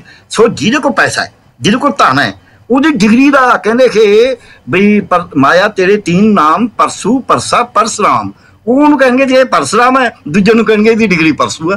ਇਹ ਤਾਂ ਭਾਵੇਂ ਨੰਬਰ ਵੱਧ ਵੀ ਹੋਣ, ਤਕੜਾ ਵੀ ਹੋਵੇ, ਉਹ ਸੋਹਣਾ ਸੁਨੱਖਾ ਵੀ ਹੋਵੇ, ਪਰ ਉਹਨੂੰ ਮੰਨਿਆ ਨਹੀਂ ਜਾਣਾ। ਸੋ ਇਸ ਕਰਕੇ ਉਹ ਜਿਹੜਾ ਮੇਰਾ ਬਰਾਬਰਤਾ ਦਾ ਡਿਗਰੀ ਦਾ ਮਾੜਾ ਮੋਟਾ ਸੀ ਵੀ ਇਹ ਇੱਕ ਯੂਨੀਵਰਸਿਟੀ ਤੋਂ ਡਿਗਰੀ ਹੈ, ਸਭ ਦੀ ਬਰਾਬਰ ਹੈ। ਉਹ ਜਾਣੀ ਕਿ ਮੈਂ ਇਹਦੀ ਉਦਾਹਰਨ ਦਿੰਦਾ ਹੁੰਦਾ ਵੀ 2000 ਦਾ ਨੋਟ ਹੈ ਮੇਰੇ ਕੋਲੇ, ਉਹ ਤੁਹਾਡੇ ਕੋਲ ਵੀ ਹੈ, ਤੁਹਾਡੇ ਕੋਲ ਡਾਲਰ ਵੀ ਹੋਣ ਨਾਲ, ਜੇ ਇੰਡੀਆ ਦੀ ਮਾਰਕੀਟ 'ਚ ਆਪਾਂ ਨੋਟ 2000 ਦਾ ਦੇਵਾਂਗੇ, ਤੁਹਾਨੂੰ ਵੀ ਉਹਦਾ ਉਨਾ ਹੀ ਸਮਾਨ ਮਿਲਣਾ। ਉਸ ਜੇ ਉਹ ਇੱਕੋ ਜਿਹਾ ਸਮਾਨ ਖਰੀਦੀਏ ਮੈਨੂੰ ਵੀ ਉਨਾ ਹੀ ਮਿਲਣਾ। ਕਿਸੇ ਨੇ ਨਹੀਂ ਕਹਿਣਾ ਵੀ ਨੋਟ ਕਿਹਦਾ ਹੈ। ਪਰ ਹੁਣ ਫਰਕ ਪਾਤਾ, ਕਿਉਂਕਿ ਉਹ ਨੋਟ ਤਾਂ ਬਰਾਬਰ ਸੀ, ਆਰਬੀਆਈ ਦੇ ਗਵਰਨਰ ਦੀ ਮੋਹਰ ਹੈ ਉਹਦੇ ਉੱਤੇ, ਉਹ ਮੋਹਰ ਹੀ ਖਤਮ ਕਰਤੀ। ਉਹ ਕਹਿੰਦੇ ਪਿਆਰ ਨਾਲ ਗਰਗੋਰੇ ਰਹਿਣ ਵਾਲਾ ਇਹ ਸਰਦਾਰ ਜੀ ਉੱਥੇ ਅਮਰੀਕਾ 'ਚ ਰਹਿਣ ਵਾਲੇ, ਅਮਰੀਕਾ ਦੇ ਤਾਂ ਜਿਹੜੇ ਪਸ਼ੂ ਪਕਸ਼ੀ ਵੀ ਸਾਡੇ ਨਾਲ ਚੰਗੇ ਨੇ, ਇਹਨਾਂ ਦਾ ਡਾਲਰ ਬਹੁਤ ਵਧੀਆ, ਇਹਨਾਂ ਦਾ ਨੋਟ ਬਹੁਤ ਵਧੀਆ। ਸੋ ਸਾਡੀ ਜਿਹੜੀ ਬਰਾਬਰਤਾ ਸੀ ਰਾਈਟ ਟੂ ਐਜੂਕੇਸ਼ਨ 'ਚ, ਉਹ ਵੀ ਖਤਮ ਕਰਤੀ ਆ ਨਵੀਂ ਸਿੱਖਿਆ ਨੀਤੀ ਰਾਹੀਂ। ਸੋ ਇਸ ਕਰਕੇ ਅਸੀਂ ਸਿੱਖਿਆ ਨੀਤੀ ਰਾਹੀਂ ਨਵੀਂ ਰਾਹੀਂ ਜੌਬ ਕ੍ਰੀਏਸ਼ਨ ਖਤਮ ਕਰਤੀ ਲਾ ਕੇ। ਇਸ ਤੋਂ ਅੱਗੇ ਕੀ, ਇੱਕ ਹੋਰ ਗੱਲ, ਮੇਰਾ ਰਾਈਟ ਕੀ ਹੈ ਐਜੂਕੇਸ਼ਨ 'ਚ? ਮੇਰਾ ਰਾਈਟ ਹੈ ਕਿ ਮੈਨੂੰ ਸਿੱਖਿਆ ਸੰਵਿਧਾਨ ਦੇ ਮੁਤਾਬਕ ਮਿਲੇ, ਵਿਗਿਆਨਕ ਆਧਾਰ ਤੇ ਮਿਲੇ। ਇਹਨਾਂ ਨੇ ਉਹਦੇ 'ਚੋਂ ਵਿਗਿਆਨ, ਬਰਾਬਰਤਾ, ਮਨੁੱਖ ਬਰਾਬਰ, ਸੈਕੂਲਰਿਜ਼ਮ ਉਹ ਸਾਰਾ ਕੱਢ ਹੀ ਦਿੱਤਾ, ਉਹ ਹੈ ਹੀ ਨਹੀਂ। ਇਦੋਂ ਅੱਗੇ ਉਹਦੇ ਵਿੱਚ ਕੀ ਕਰਤਾ, ਉਹਦੇ ਵਿੱਚ ਕਰਤਾ ਵੀ ਅਸੀਂ ਇਹਨਾਂ ਨੂੰ ਜੀ ਪੰਚਤੰਤਰ ਦੀਆਂ, ਹਿੱਤੋਪਦੇਸ਼ ਦੀਆਂ ਤੇ ਜਾਤਕ ਕਹਾਣੀਆਂ ਸੁਣਾਵਾਂਗੇ। ਆਇਨਸਟਾਈਨ ਦੀ ਕਹਾਣੀ ਨਹੀਂ ਸੁਣਾਉਣੀ, ਮੇਰੀ ਕਿਊਰੀ ਦੀ ਕਹਾਣੀ ਨਹੀਂ ਸੁਣਾਉਣੀ, ਜਗਦੀਸ਼ ਚੰਦਰ ਬੋਸ ਦੀ ਕਹਾਣੀ ਨਹੀਂ ਸੁਣਾਉਣੀ, ਹਾਂਜੀ, ਤੇ ਆਪਣੇ ਸਰ CV ਰਮਨ ਦੀ ਕਹਾਣੀ ਨਹੀਂ ਸੁਣਾਉਣੀ, ਅਮ੍ਰਿਤਾ ਸੇਨ ਦੀ ਕਹਾਣੀ ਨਹੀਂ ਸੁਣਾਉਣੀ, ਹਰਗੋਬਿੰਦ ਖੁਰਾਨਾ ਦੀ ਕਹਾਣੀ ਨਹੀਂ ਸੁਣਾਉਣੀ, ਜੀਨ ਕਿਵੇਂ ਨਹੀਂ ਦੱਸਣਾ, ਮਾਈਕਲ ਫੈਰਾਡੇ ਨੇ ਲੀਡਨ ਜਾਰ ਕਿਵੇਂ ਬਣਾਏ ਨਹੀਂ ਦੱਸਣਾ। ਕਹਾਣੀਆਂ ਨੇ ਇਹ, ਉਹ ਬਹੁਤ ਜ਼ਿਆਦਾ ਕਹਾਣੀਆਂ ਨੇ। ਧਰਤੀ ਦੇ ਉੱਤੇ ਕਿੰਨੇ ਵਿਗਿਆਨੀਆਂ ਨੇ ਜਿਹੜੇ ਉਹਨਾਂ ਨੂੰ ਜਿੰਦੇ ਸਾੜਿਆ ਗਿਆ, ਵਿਗਿਆਨੀਆਂ ਨੂੰ, ਇਹ ਜਿਨ੍ਹਾਂ ਨੇ ਕਿਹਾ ਧਰਤੀ ਘੁੰਮਦੀ ਹੈ। ਇਹ ਕਹਾਣੀਆਂ ਇਹਨਾਂ ਨੇ ਉਹ ਨਹੀਂ ਸੁਣਾਉਣੀਆਂ। ਕਹਾਣੀਆਂ ਤਾਂ ਹੈਗੀਆਂ ਸਾਡੇ, ਔਰ ਸਾਡੇ ਇਤਿਹਾਸ ਨੇ, ਸਾਡੇ ਲੋਕਾਂ ਨੇ ਇਹ ਕੁਛ ਕਰਿਆ, ਪਰ ਉਹ ਆਜ਼ਾਦੀ ਦੀਆਂ ਕਹਾਣੀਆਂ, ਸ਼ਹੀਦ ਭਗਤ ਸਿੰਘ ਹੋਰਾਂ ਦੀ ਕਹਾਣੀ ਕਿਸੇ ਨੇ ਨਹੀਂ ਸੁਣਾਣੀ ਫਿਰ। ਸੋ ਇਸ ਕਰਕੇ ਮੇਰੇ ਜਿਹੜੇ ਰਾਈਟ ਸੀਗੇ ਰਾਈਟ ਟੂ ਐਜੂਕੇਸ਼ਨ 'ਚ, ਕਿ ਮੈਨੂੰ ਇਕੁਇਟੇਬਲ ਐਜੂਕੇਸ਼ਨ ਮਿਲੇ, ਮੈਨੂੰ ਕੁਆਲਿਟੀ ਐਜੂਕੇਸ਼ਨ ਮਿਲੇ, ਮੈਨੂੰ ਮੇਰੇ ਘਰ ਦੇ ਨੇੜੇ ਐਜੂਕੇਸ਼ਨ ਮਿਲੇ, ਮੇਰਾ ਉਹਦੇ 'ਤੇ ਖਰਚਾ ਨਾ ਹੋਵੇ, ਤੇ ਮੇਰੀ ਵਿਗਿਆਨਕ ਸਮਝ ਬਣੇ, ਤੇ ਉਹ ਜਿਹੜੀ ਐਜੂਕੇਸ਼ਨ ਹੈ ਉਹ ਮੇਰੇ 'ਚ ਇੰਪਲਾਇਮੈਂਟ ਦੀ ਕੈਪੈਸਿਟੀ ਪੈਦਾ ਕਰੇ, ਗਿਆਨ ਪੈਦਾ ਕਰੇ, ਗੁਣ ਪੈਦਾ ਕਰੇ, ਤੇ ਨਾਲ ਸਕਿੱਲ ਪੈਦਾ ਕਰੇ। ਉਹ ਸਾਰੀ ਮੇਰੀ ਆ ਨਵੀਂ ਸਿੱਖਿਆ ਨੀਤੀ ਰਾਹੀਂ ਬਹਾਨੇ ਨਾਲ ਖੋਲੀ। ਬਿਲਕੁਲ ਗਰਗ ਸਾਹਿਬ, ਜਿਹੜੀ ਤੁਸੀਂ ਨਵੀਂ ਸਿੱਖਿਆ ਨੀਤੀ ਦੀ ਅਸੀਂ ਜਿਹੜੀ ਗੱਲ ਕਰ ਰਹੇ ਹਾਂ, ਤੁਸੀਂ ਜਿਵੇਂ ਦੱਸਿਆ ਕਿ ਜੀ ਨਿਰਮਲਾ ਸੀਤਾਰਮਨ ਨੇ ਹਵਾਲਾ ਦਿੰਦਿਆਂ ਹੋਇਆਂ ਨਵੀਂ ਸਿੱਖਿਆ ਨੀਤੀ ਦੇ ਲੈ ਕੇ ਬਜਟ ਪੇਸ਼ ਕੀਤਾ। ਬਜਟ ਪੇਸ਼ ਕਰਨ ਦੇ ਵਿੱਚ ਅਤੇ ਨਵੀਂ ਸਿੱਖਿਆ ਨੀਤੀ ਦੇ ਵਿੱਚ ਕਹਿੰਦੇ ਨੇ, ਨਵੀਂ ਸਿੱਖਿਆ ਨੀਤੀ ਦੀ ਖਾਸ ਤੌਰ ਉੱਤੇ ਗੱਲ ਕਰ ਰਹੇ ਹਾਂ, RSS ਦਾ ਕਿੰਨਾ ਕੁ ਦਖਲ ਸੀ? देखो जी वो तो सीधा RSS ਦਾ ਦਾਖਲਾ ਹੈ, ਉਹ ਤਾਂ ਕੋਈ ਦੋ ਤਰ੍ਹਾਂ ਹੀ ਨਹੀਂ। RSS ਨੇ ਜਿੰਨਾ ਸਾਡਾ ਸੱਭਿਆਚਾਰ ਉਹਨੂੰ ਆਪਦੇ ਤਰੀਕੇ ਨਾਲ ਢਾਲਿਆ, ਕਿਉਂਕਿ ਮੈਂ ਪੰਜਾਬੀ ਹਾਂ ਇਸ ਕਰਕੇ ਮੈਂ ਬੋਲਦਾ।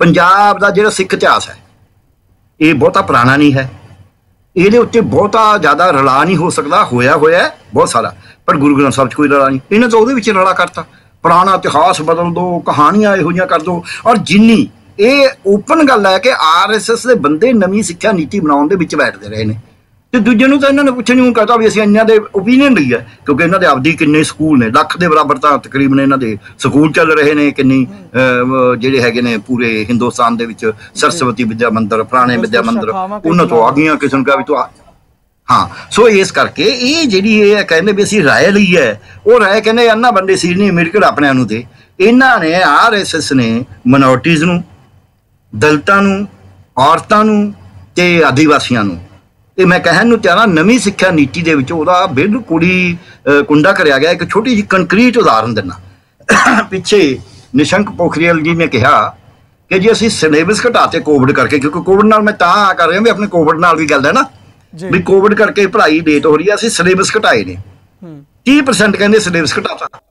ਉਹ ਜਿੰਨਾ ਸਿਲੇਬਸ ਘਟਾਇਆ ਸਾਰਾ ਉਹ ਜਿਹੜਾ ਵਿਗਿਆਨਕ ਸੋਚਦਾ, ਮੈਂਡਲ ਦੇ ਰੂਲ ਕੱਢ ਦੋ, ਡਾਰਵਨ ਕੱਢ ਦੋ, ਸੈਕੂਲਰਿਜ਼ਮ ਹਾਂਜੀ, ਤੇ ਸਾਡਾ ਜਿਹੜਾ ਅਸੀਂ ਸੰਵਿਧਾਨ ਦੇ ਵਿੱਚ ਸਾਡਾ ਸ਼ਹਿਰੀ ਕਰਨ ਕੀ ਹੈ ਉਹ ਕੱਢ ਦੋ। ਤੁਸੀਂ ਪੱਤਰਕਾਰ ਹੋ, ਜਰਨਲਿਸਟ ਹੋ, ਵੀ ਇੱਕ ਹੁੰਦਾ ਰਿਪੋਰਟ ਰਾਈਟਿੰਗ, ਬੰਦੇ ਨੂੰ ਰਿਪੋਰਟ ਰਾਈਟਿੰਗ ਬੰਦ ਕਰ ਦੋ ਤਾਂ ਉਹਨੇ ਆ ਵੀ ਨਾ ਕੁਝ ਲਿਖਣਾ, ਜੋ ਮਰਜ਼ੀ ਲਿਖਾ ਲਓ। ਸੋ ਉਹਦੇ ਵਿੱਚ ਜਿਹੜੀ ਉਹਦੀ ਸੋਚ ਸੀ, ਇੱਥੋਂ ਤੱਕ ਗਏ।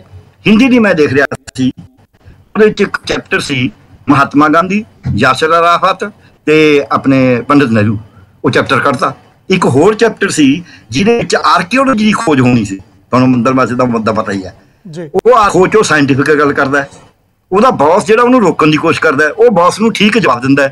ਉਹ ਕਰਤਾ ਵੀ ਬੌਸ ਨੂੰ ਜਵਾਬ ਨਹੀਂ ਦੇਣਾ, ਨਾ ਨਾ ਨਾ ਨਾ, ਉੱਪਰਲੇ ਨੇ ਜੋ ਕਹਿੰਦਾ ਉਹੀ ਮੰਨਣਾ। ਸੋ ਇਸ ਕਰਕੇ ਸਾਡੀ ਜਿਹੜੀ ਨਵੀਂ ਸਿੱਖਿਆ ਨੀਤੀ ਹੈ ਉਹ ਪਿਓਰਲੀ RSS ਨੇ ਬੈਠ ਕੇ ਬਣਾਈ ਹੈ। ਸਿਲੇਬਸ ਸਾਰਾ ਪੜ੍ਹ ਕੇ RSS ਨੇ ਕੱਟਿਆ ਹੈ ਵੀ ਆਹ ਗੱਲ ਤਾਂ ਬੰਦੇ ਨੂੰ ਪੁੱਠੇ ਪਾਸੇ ਲੈ ਕੇ ਨਹੀਂ ਜਾਂਦੀ, ਇਹਨੂੰ ਸਿੱਧੇ ਪਾਸੇ ਲੈ ਕੇ ਜਾਂਦੀ ਹੈ, ਵਿਗਿਆਨ ਦੇ ਯੁੱਗ 'ਚ ਲੈ ਕੇ ਜਾਂਦੀ ਹੈ। ਇਹ ਕਰੋ, ਆਪਾਂ ਮੱਧ ਯੁੱਗ 'ਚ ਭੇਜਣਾ, ਉਹ ਪਾ ਦਿਓ, ਆਹ ਗੱਲ। ਸਾਲ 2018 ਦੇ ਵਿੱਚ ਵੱਡੀ ਗਿਣਤੀ ਦੇ ਵਿੱਚ ਪੰਜਾਬ ਭਰ ਦੇ ਵਿੱਚ ਅਧਿਆਪਕਾਂ ਨੇ ਪ੍ਰਦਰਸ਼ਨ ਇਹ ਕੀਤਾ ਕਿ ਜਿਸ ਨੀਤੀ ਦੇ ਤਹਿਤ ਸਾਨੂੰ ਨੌਕਰੀਆਂ ਦਿੱਤੀਆਂ ਗਈਆਂ ਸੀ, ਪਾਲਿਸੀ ਦੇ ਤਹਿਤ ਸਾਨੂੰ ਕੱਚੇ ਰੱਖਿਆ ਗਿਆ ਸੀ, ਲੇਕਿਨ ਹੁਣ ਸਾਡੀ ਐਲੀਜੀਬਿਲਟੀ ਦੇ ਅਨੁਸਾਰ ਹੁਣ ਸਾਨੂੰ ਨੌਕਰੀਆਂ ਦੇ ਉੱਤੇ ਪੱਕਾ ਨਹੀਂ ਕੀਤਾ ਜਾ ਰਿਹਾ। ਕਿ ਕਾਂਗਰਸ ਸਰਕਾਰ ਦੇ ਖਿਲਾਫ ਪ੍ਰਦਰਸ਼ਨ ਜਾਰੀ ਰਿਹਾ, ਸਮਾਂ ਬੀਤਦਾ ਰਿਹਾ ਤੇ ਹੱਲੇ ਵੀ ਕਈ ਅਧਿਆਪਕਾਂ ਦੇ ਹੱਥ ਖਾਲੀ ਨਜ਼ਰ ਆ ਰਹੇ ਨੇ। ਇਹਨਾਂ ਅਧਿਆਪਕਾਂ ਦੇ ਹੱਥ ਇੱਕ ਵੱਡੀ ਜ਼ਿੰਮੇਵਾਰੀ ਹੈਗੀ ਹੈ ਕਿ ਪੰਜਾਬ ਦੇ ਉਹਨਾਂ ਬੱਚਿਆਂ ਨੂੰ ਪੜ੍ਹਾਉਣ ਦੀ, ਉਹਨਾਂ ਬੱਚਿਆਂ ਨੂੰ ਸਿੱਖਿਆ ਦੇ ਨਾਲ ਜੋੜਨ ਦੀ, ਲੇਕਿਨ ਉਹਨਾਂ ਦੀ ਜੇਕਰ ਸੁਣੀ ਨਹੀਂ ਜਾਂਦੀ ਤੇ ਅਸੀਂ ਕਿੱਥੇ ਵੇਖ ਸਕਦੇ ਹਾਂ ਆਪਣਾ ਭਵਿੱਖ? ਦੇਖੋ ਸਾਡਾ ਭਵਿੱਖ ਤਾਂ ਇਹਦੇ ਵਿੱਚ ਇਸ ਕਰਕੇ ਹੈਗਾ, ਕਹਿੰਦੇ ਵੀ ਜਦ ਮਲਾਹ ਹੀ ਬੇੜੀ ਡੋਬਣ ਤੇ ਤੁਰ ਜੇ, ਤਨਖਾਹਾਂ ਜਿੰਨਾਂ ਆਪਦੀਆਂ ਰੈਗੂਲਰ ਹੋਣਾ ਜਿੰਨਾ ਮਰਜ਼ੀ ਮੰਗਣ, ਪਰ ਮੈਨੂੰ ਸਾਡੇ ਵਾਸਤੇ ਬਹੁਤ ਜ਼ਰੂਰੀ ਹੈ ਕਿ ਕਿੱਤੇ 'ਚ ਵੀ ਧਿਆਨ ਦੇਈਏ।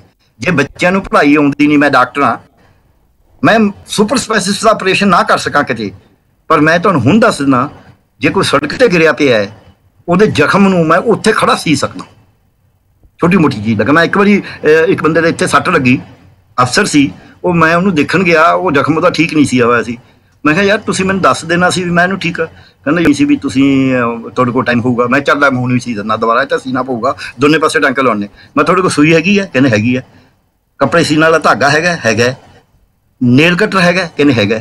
ਮੈਂ ਰੂਹ ਹੈਗੀ ਹੈ? ਕਹਿੰਦੇ ਹੈਗੀ ਥੋੜੀ ਜਿਹੀ। ਮੈਂ ਉਬਾਲ ਇਹਨੂੰ ਕੁੱਕਰ 'ਚ, ਘੰਟਾ ਵਾਲੀ ਜਾਓ, ਉਬਾਲਿਆ, ਮੈਂ ਉਹ ਸੂਈ ਉਹਦੇ ਵਿੱਚ ਫੜੀ, ਨੇਲ ਕਟਰ 'ਚ ਧਾਗਾ ਪਾਇਆ, ਉਹਦੇ ਨਾਲ ਟਾਂਕੇ ਲਾਏ। ਮੈਂ ਲਓ ਸਰਦਾਰ ਜੀ ਹੁਣ ਤੁਸੀਂ ਬਿਲਕੁਲ ਹਫ਼ਤੇ ਬਾਅਦ ਕੋਈ ਬਸ ਦਵਾਈ ਲਈ ਜਾਣੀ ਆ, ਕੁਛ ਨਹੀਂ ਕਰਨਾ, ਹਫ਼ਤੇ ਬਾਅਦ ਆਪ ਹੀ ਠੀਕ ਹੋ ਜਾਣਾ, ਟਾਂਕੇ ਮੈਂ ਕੱਟ ਦੂੰਗਾ। ਹੁਣ ਸਵਾਲ ਇਹ ਹੈ ਕਿ ਅਸੀਂ ਕੀ ਕਰਨਾ, ਸਾਨੂੰ ਫਲਾ। ਹੁਣ ਜੇ ਤਾਂ ਮੈਂ PGI 'ਚ ਕਹਾਂ ਵੀ ਮੈਂ ਤਾਂ ਐਂ ਟਾਂਕੇ ਲਾਤੇ ਸੀ, ਹੁਣ ਮੈਂ ਕਿਉਂ ਹਥਿਆਰ ਵਰਤਾਂ, ਉਹ ਵੀ ਗਲਤ ਹੋਵਾਂਗਾ। ਜੇ ਮੈਂ ਸੜਕ ਤੇ ਖੜਾ ਕਹਾਂ, ਝੌਪੜੀ 'ਚ ਖੜਾ ਗਰੀਬ ਆਦਮੀ ਨੂੰ ਕਹਾਂ ਵੀ ਇਹ ਮਹਿੰਗਾ ਸਮਾਨ ਲਿਆਵੇ, ਮੈਂ ਤਾਂ ਕਰੂੰਗਾ, ਫਿਰ ਮੇਰੀ ਲਿਆਕਤ ਦਾ ਕੀ ਫਾਇਦਾ? ਮੇਰੀ ਲਿਆਕਤ ਉਹ ਹੈ ਕਿ ਜਿੱਥੇ ਵੀ ਮੈਂ ਹੈਗਾ ਉੱਥੇ ਮੈਂ ਬੈਸਟ ਕਿਵੇਂ ਕਰ ਸਕਦਾ, ਇਸ ਗੱਲ 'ਚ ਲਿਆਕਤ ਹੈ। ਸਾਡਾ ਸਕੂਲ ਦਾ ਟੀਚਰ ਮੈਨੂੰ ਲੱਗਦਾ ਇਸ ਲਿਆਕਤ ਤੋਂ ਇੱਕ ਤਾਂ ਹਾਰਿਆ ਹੋਇਆ। ਹੁਣੀ ਮੈਂ ਬੋਰਡ ਦਾ, ਸਕੂਲ ਐਜੂਕੇਸ਼ਨ ਬੋਰਡ ਦਾ, ਸਾਇੰਸ ਦਾ, ਮੈਨੂੰ ਪਹਿਲਾਂ ਲੱਗਦਾ ਸੀ ਵੀ ਸਾਇੰਸ ਵਾਲੇ ਤਾਂ ਕਾਫੀ ਧਿਆਨ ਰੱਖਦੇ ਨੇ। ਸਾਇੰਸ ਦਾ ਪੇਪਰ ਮੈਂ ਦੇਖ ਰਿਹਾ ਸੀ, ਉਹਦੇ 1-2 ਪੇਜਾਂ ਦਾ ਜਿਹੜਾ ਪੇਪਰ ਸੀ ਉਹ 'ਚ ਪਤਾ ਨਹੀਂ ਕਿੰਨੀਆਂ ਗਲਤੀਆਂ ਸੀਗੀਆਂ। ਜੇ ਸਾਡਾ ਪੰਜਾਬੀ ਲਿਖਣ ਦਾ ਇੰਨਾ ਮਾੜਾ ਹਾਲ ਹੈ, ਸਾਨੂੰ ਪੰਜਾਬੀ ਨਹੀਂ ਲਿਖਣੀ ਆਉਂਦੀ ਕਿ ਅਸੀਂ ਕਿੱਥੇ ਜਾਵਾਂਗੇ। ਇਹ ਸਾਨੂੰ ਇਹ ਅਧਿਆਪਕਾਂ ਨੂੰ ਆਪਣੀ ਜ਼ਿੰਮੇਵਾਰੀ ਸਮਝਣੀ ਪਏਗੀ। ਕੋਈ ਕਹੇ ਨਾ ਕਹੇ, ਕਿਸੇ ਨੂੰ ਕਹਿਣਾ ਔਖਾ ਹੁੰਦਾ, ਰੌਲਾ ਪਾਉਣ ਵਾਲਿਆਂ ਨੂੰ ਕਹਿਣਾ ਔਖਾ ਹੁੰਦਾ, ਪਰ ਆਪਾਂ ਤੁਸੀਂ ਵੀ ਇਹੀ ਜਿਹੀ ਲੱਗਦੇ ਹੋ, ਕੋਈ ਨਹੀਂ ਸਵਾਲ ਨਹੀਂ ਕਰਨਾ ਜੀ ਤੁਸੀਂ, ਤੇ ਮੈਂ ਵੀ ਉਸੇ ਜੇ ਮੇਰਾ ਆਪਦੀ ਗਲਤੀ ਹੋਊ, ਮੈਂ ਕੋਈ ਮੇਰੀ ਗਲਤੀ ਦਿਓ ਸਜ਼ਾ, ਇਹ ਸਾਨੂੰ ਕਹਿਣਾ ਚਾਹੀਦਾ ਜੀ। ਗਰਗ ਸਾਹਿਬ, ਬਾਹਰ ਬੈਠੇ ਪੰਜਾਬੀਆਂ ਨੂੰ, ਸਿੱਖਾਂ ਨੂੰ ਇਹ ਹੁੰਦਾ ਹੈ ਕਿ ਜੀ ਕਿਸ ਤਰੀਕੇ ਦੇ ਨਾਲ ਪੰਜਾਬ ਦੇ ਵਿੱਚ ਵਿਕਾਸ ਹੋ ਰਿਹਾ। ਕਈਆਂ ਦਾ ਜ਼ਹਿਨ ਨਹੀਂ ਹੁੰਦਾ ਕਿ ਜੀ ਸਾਡੇ ਡਾਲਰ ਦਾ, ਸਾਡੇ ਪਾਉਂਡ ਦਾ, ਸਾਡੇ ਯੂਰੋ ਦਾ ਜੇ ਵੱਧ ਮੁੱਲ ਮਿਲ ਰਿਹਾ ਪੰਜਾਬ ਦੇ ਵਿੱਚ ਤਾਂ ਫਿਰ ਤਾਂ ਤਰੱਕੀਆਂ ਤੇ ਹੈ ਪੰਜਾਬ।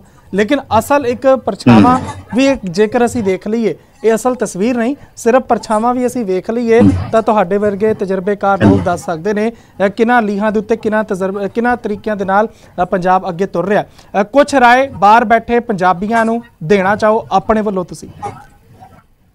ਮੈਂ ਸਿਰਫ ਇੱਕੋ ਹੀ ਕਹਾਂਗਾ, ਜਿਹੜੇ ਬਾਹਰਲੇ ਪੰਜਾਬੀ ਨੇ, ਧੁਰਹੋਰ ਨੇ ਪੰਜਾਬ ਦੀ, ਇਹਨਾਂ ਦੀਆਂ ਜੜ੍ਹਾਂ ਤਾਂ ਪੱਕੀਆਂ ਰਹਿੰਦੀਆਂ ਨੇ ਜੇ ਇਹਨਾਂ ਦੀ ਜੜ ਪੱਕੀ ਹੈ। ਕਹਿੰਦੇ ਵੀ ਕੱਟਾ ਕੀਲੇ ਦੇ ਜ਼ੋਰ ਤੇ ਤੰਗੜਦਾ। ਜੇ ਪੰਜਾਬ ਤਕੜਾ ਹੈ ਤਾਂ ਬਾਹਰਲੇ ਪੰਜਾਬੀ ਤਕੜੇ, ਉਹਨਾਂ ਨੂੰ ਫਿਰ ਕੋਈ ਕੁਝ ਬਹੁਤਾ ਨਹੀਂ ਕਹਿ ਸਕਦਾ। ਜੇ ਬਾਹਰਲੇ ਤਕੜੇ ਨੂੰ ਤਾਂ ਪੰਜਾਬ ਤਕੜਾ, ਇਹ ਮਿਊਚੁਅਲ ਜਾਏ। ਸੋ ਇਹ ਬਾਹਰ ਬੈਠੇ ਇੱਥੇ ਚੰਗੀ ਲੀਡਰਸ਼ਿਪ ਡਿਵੈਲਪ ਕਰਨ ਵਾਸਤੇ ਇਹ ਨਾ ਕਹਿਣ ਵੀ ਫਲਾਣੀ ਪਾਰਟੀ ਜਿੱਤ ਜੇ, ਫਲਾਣੀ ਜਿੱਤ ਜੇ। ਇਹ ਕਹਿਣ ਯਾਰ ਬੁੱਧੀਜੀਵੀ ਪੈਦਾ ਕਰੋ, ਚੰਗੀ ਲੀਡਰਸ਼ਿਪ ਕਰੋ, ਚੰਗੇ ਸਿਆਸੀ ਲੀਡਰ ਪੈਦਾ ਕਰੋ ਜਿਹੜੇ ਪਾਏਦਾਰ ਹੋਣ, ਇਸ ਗੱਲ ਤੇ ਕਰੋ। ਦੂਜਾ, ਸਾਡਾ ਪੰਜਾਬ ਦਾ ਬਹੁਤ ਵੱਡਾ ਸਿੱਖ ਫਲਸਫਾ ਹੈ, ਕੋਈ ਮੈਨੂੰ ਜੋ ਮਰਜ਼ੀ ਕਹੇ, ਸਿੱਖ ਫਲਸਫਾ ਜਿਹੜਾ ਬਹੁਤ ਜ਼ਿਆਦਾ ਵਿਗਿਆਨਕ ਹੈ, ਬਹੁਤ ਕੁਦਰਤ ਦੇ ਨੇੜੇ ਹੈ ਤੇ ਸਮਾਜ ਨੂੰ ਵਿਕਾਸ ਕਰਨ ਵਾਲਾ ਹੈ, ਬਰਾਬਰਤਾ ਵਾਲਾ ਹੈ। ਉਸ ਫਲਸਫੇ ਨੂੰ, ਉਸ ਇਤਿਹਾਸ ਨੂੰ ਪੰਜਾਬ ਦੇ ਵਿੱਚ ਪ੍ਰਫੁੱਲਤ ਕਰਨ ਦੇ ਵਿੱਚ ਆਪਦਾ ਯੋਗਦਾਨ ਪਾਓ। ਬਿਲਕੁਲ ਡਾਕਟਰ ਪਿਆਰੇ ਲਾਲ ਗਰਗ ਜੀ, ਤੁਹਾਡਾ ਧੰਨਵਾਦ, ਤੁਸੀਂ ਆਪਣਾ ਸਮਾਂ ਦਿੱਤਾ, ਕਾਲ ਚੈਨਲ ਦੇ ਦਰਸ਼ਕਾਂ ਦੇ ਨਾਲ ਆਪਣੇ ਵਿਚਾਰ ਸਾਂਝੇ ਕੀਤੇ। ਆਸ ਕਰਦੇ ਹਾਂ ਤਰੱਕੀਆਂ ਤੇ ਰਹੇ ਸਾਡਾ ਆਪਣਾ ਪੰਜਾਬ। ਯੋਗਦਾਨ ਅਸੀਂ ਵੀ ਪਾਈਏ, ਯੋਗਦਾਨ ਤੁਸੀਂ ਵੀ ਪਾ ਹੀ ਰਹੇ ਹੋ। ਸਮੇਂ ਦੇ ਉੱਤੇ ਲੋੜ ਪਈ ਤੇ ਤੁਹਾਡੇ ਨਾਲ ਮੁੜ ਤੋਂ ਰਾਬਤਾ ਕਾਇਮ ਕਰਾਂਗੇ ਕਿਸੇ ਹੋਰ ਵਿਸ਼ੇ ਨੂੰ ਲੈ ਕੇ, ਕਿਸੇ ਹੋਰ ਵਿਕਲਪ ਦੇ ਉੱਤੇ। ਧੰਨਵਾਦ ਕਰਦੇ ਹਾਂ ਜੀ ਤੁਹਾਡਾ। ਸਤਿ ਸ਼੍ਰੀ ਅਕਾਲ। ਧੰਨਵਾਦ ਜੀ, ਮੇਰਾ ਸੁਭਾਗ ਹੋਏਗਾ। ਸਤਿ ਸ਼੍ਰੀ ਅਕਾਲ ਜੀ। ਕਿੱਥੇ ਹੈ ਅਸਲ ਵਿਕਾਸ? ਖਾਲੀ ਖਜ਼ਾਨੇ ਜਾਂ ਸਿਰਫ ਮਜ਼ਾਕ? ਵਾਅਦਿਆਂ ਦੀ ਨਹੀਂ, ਆંકੜਿਆਂ ਦੀ ਕਰਾਂਗੇ ਪੜਚੋਲ। ਗਿਣਤੀ ਅਤੇ ਗਿਆਨ ਦੇ ਨਾਲ ਜਾਣੋ ਅਸਲ ਪੰਜਾਬ। ਪ੍ਰੋਗਰਾਮ ਆਰਥਿਕ ਹਾਲਾਤ।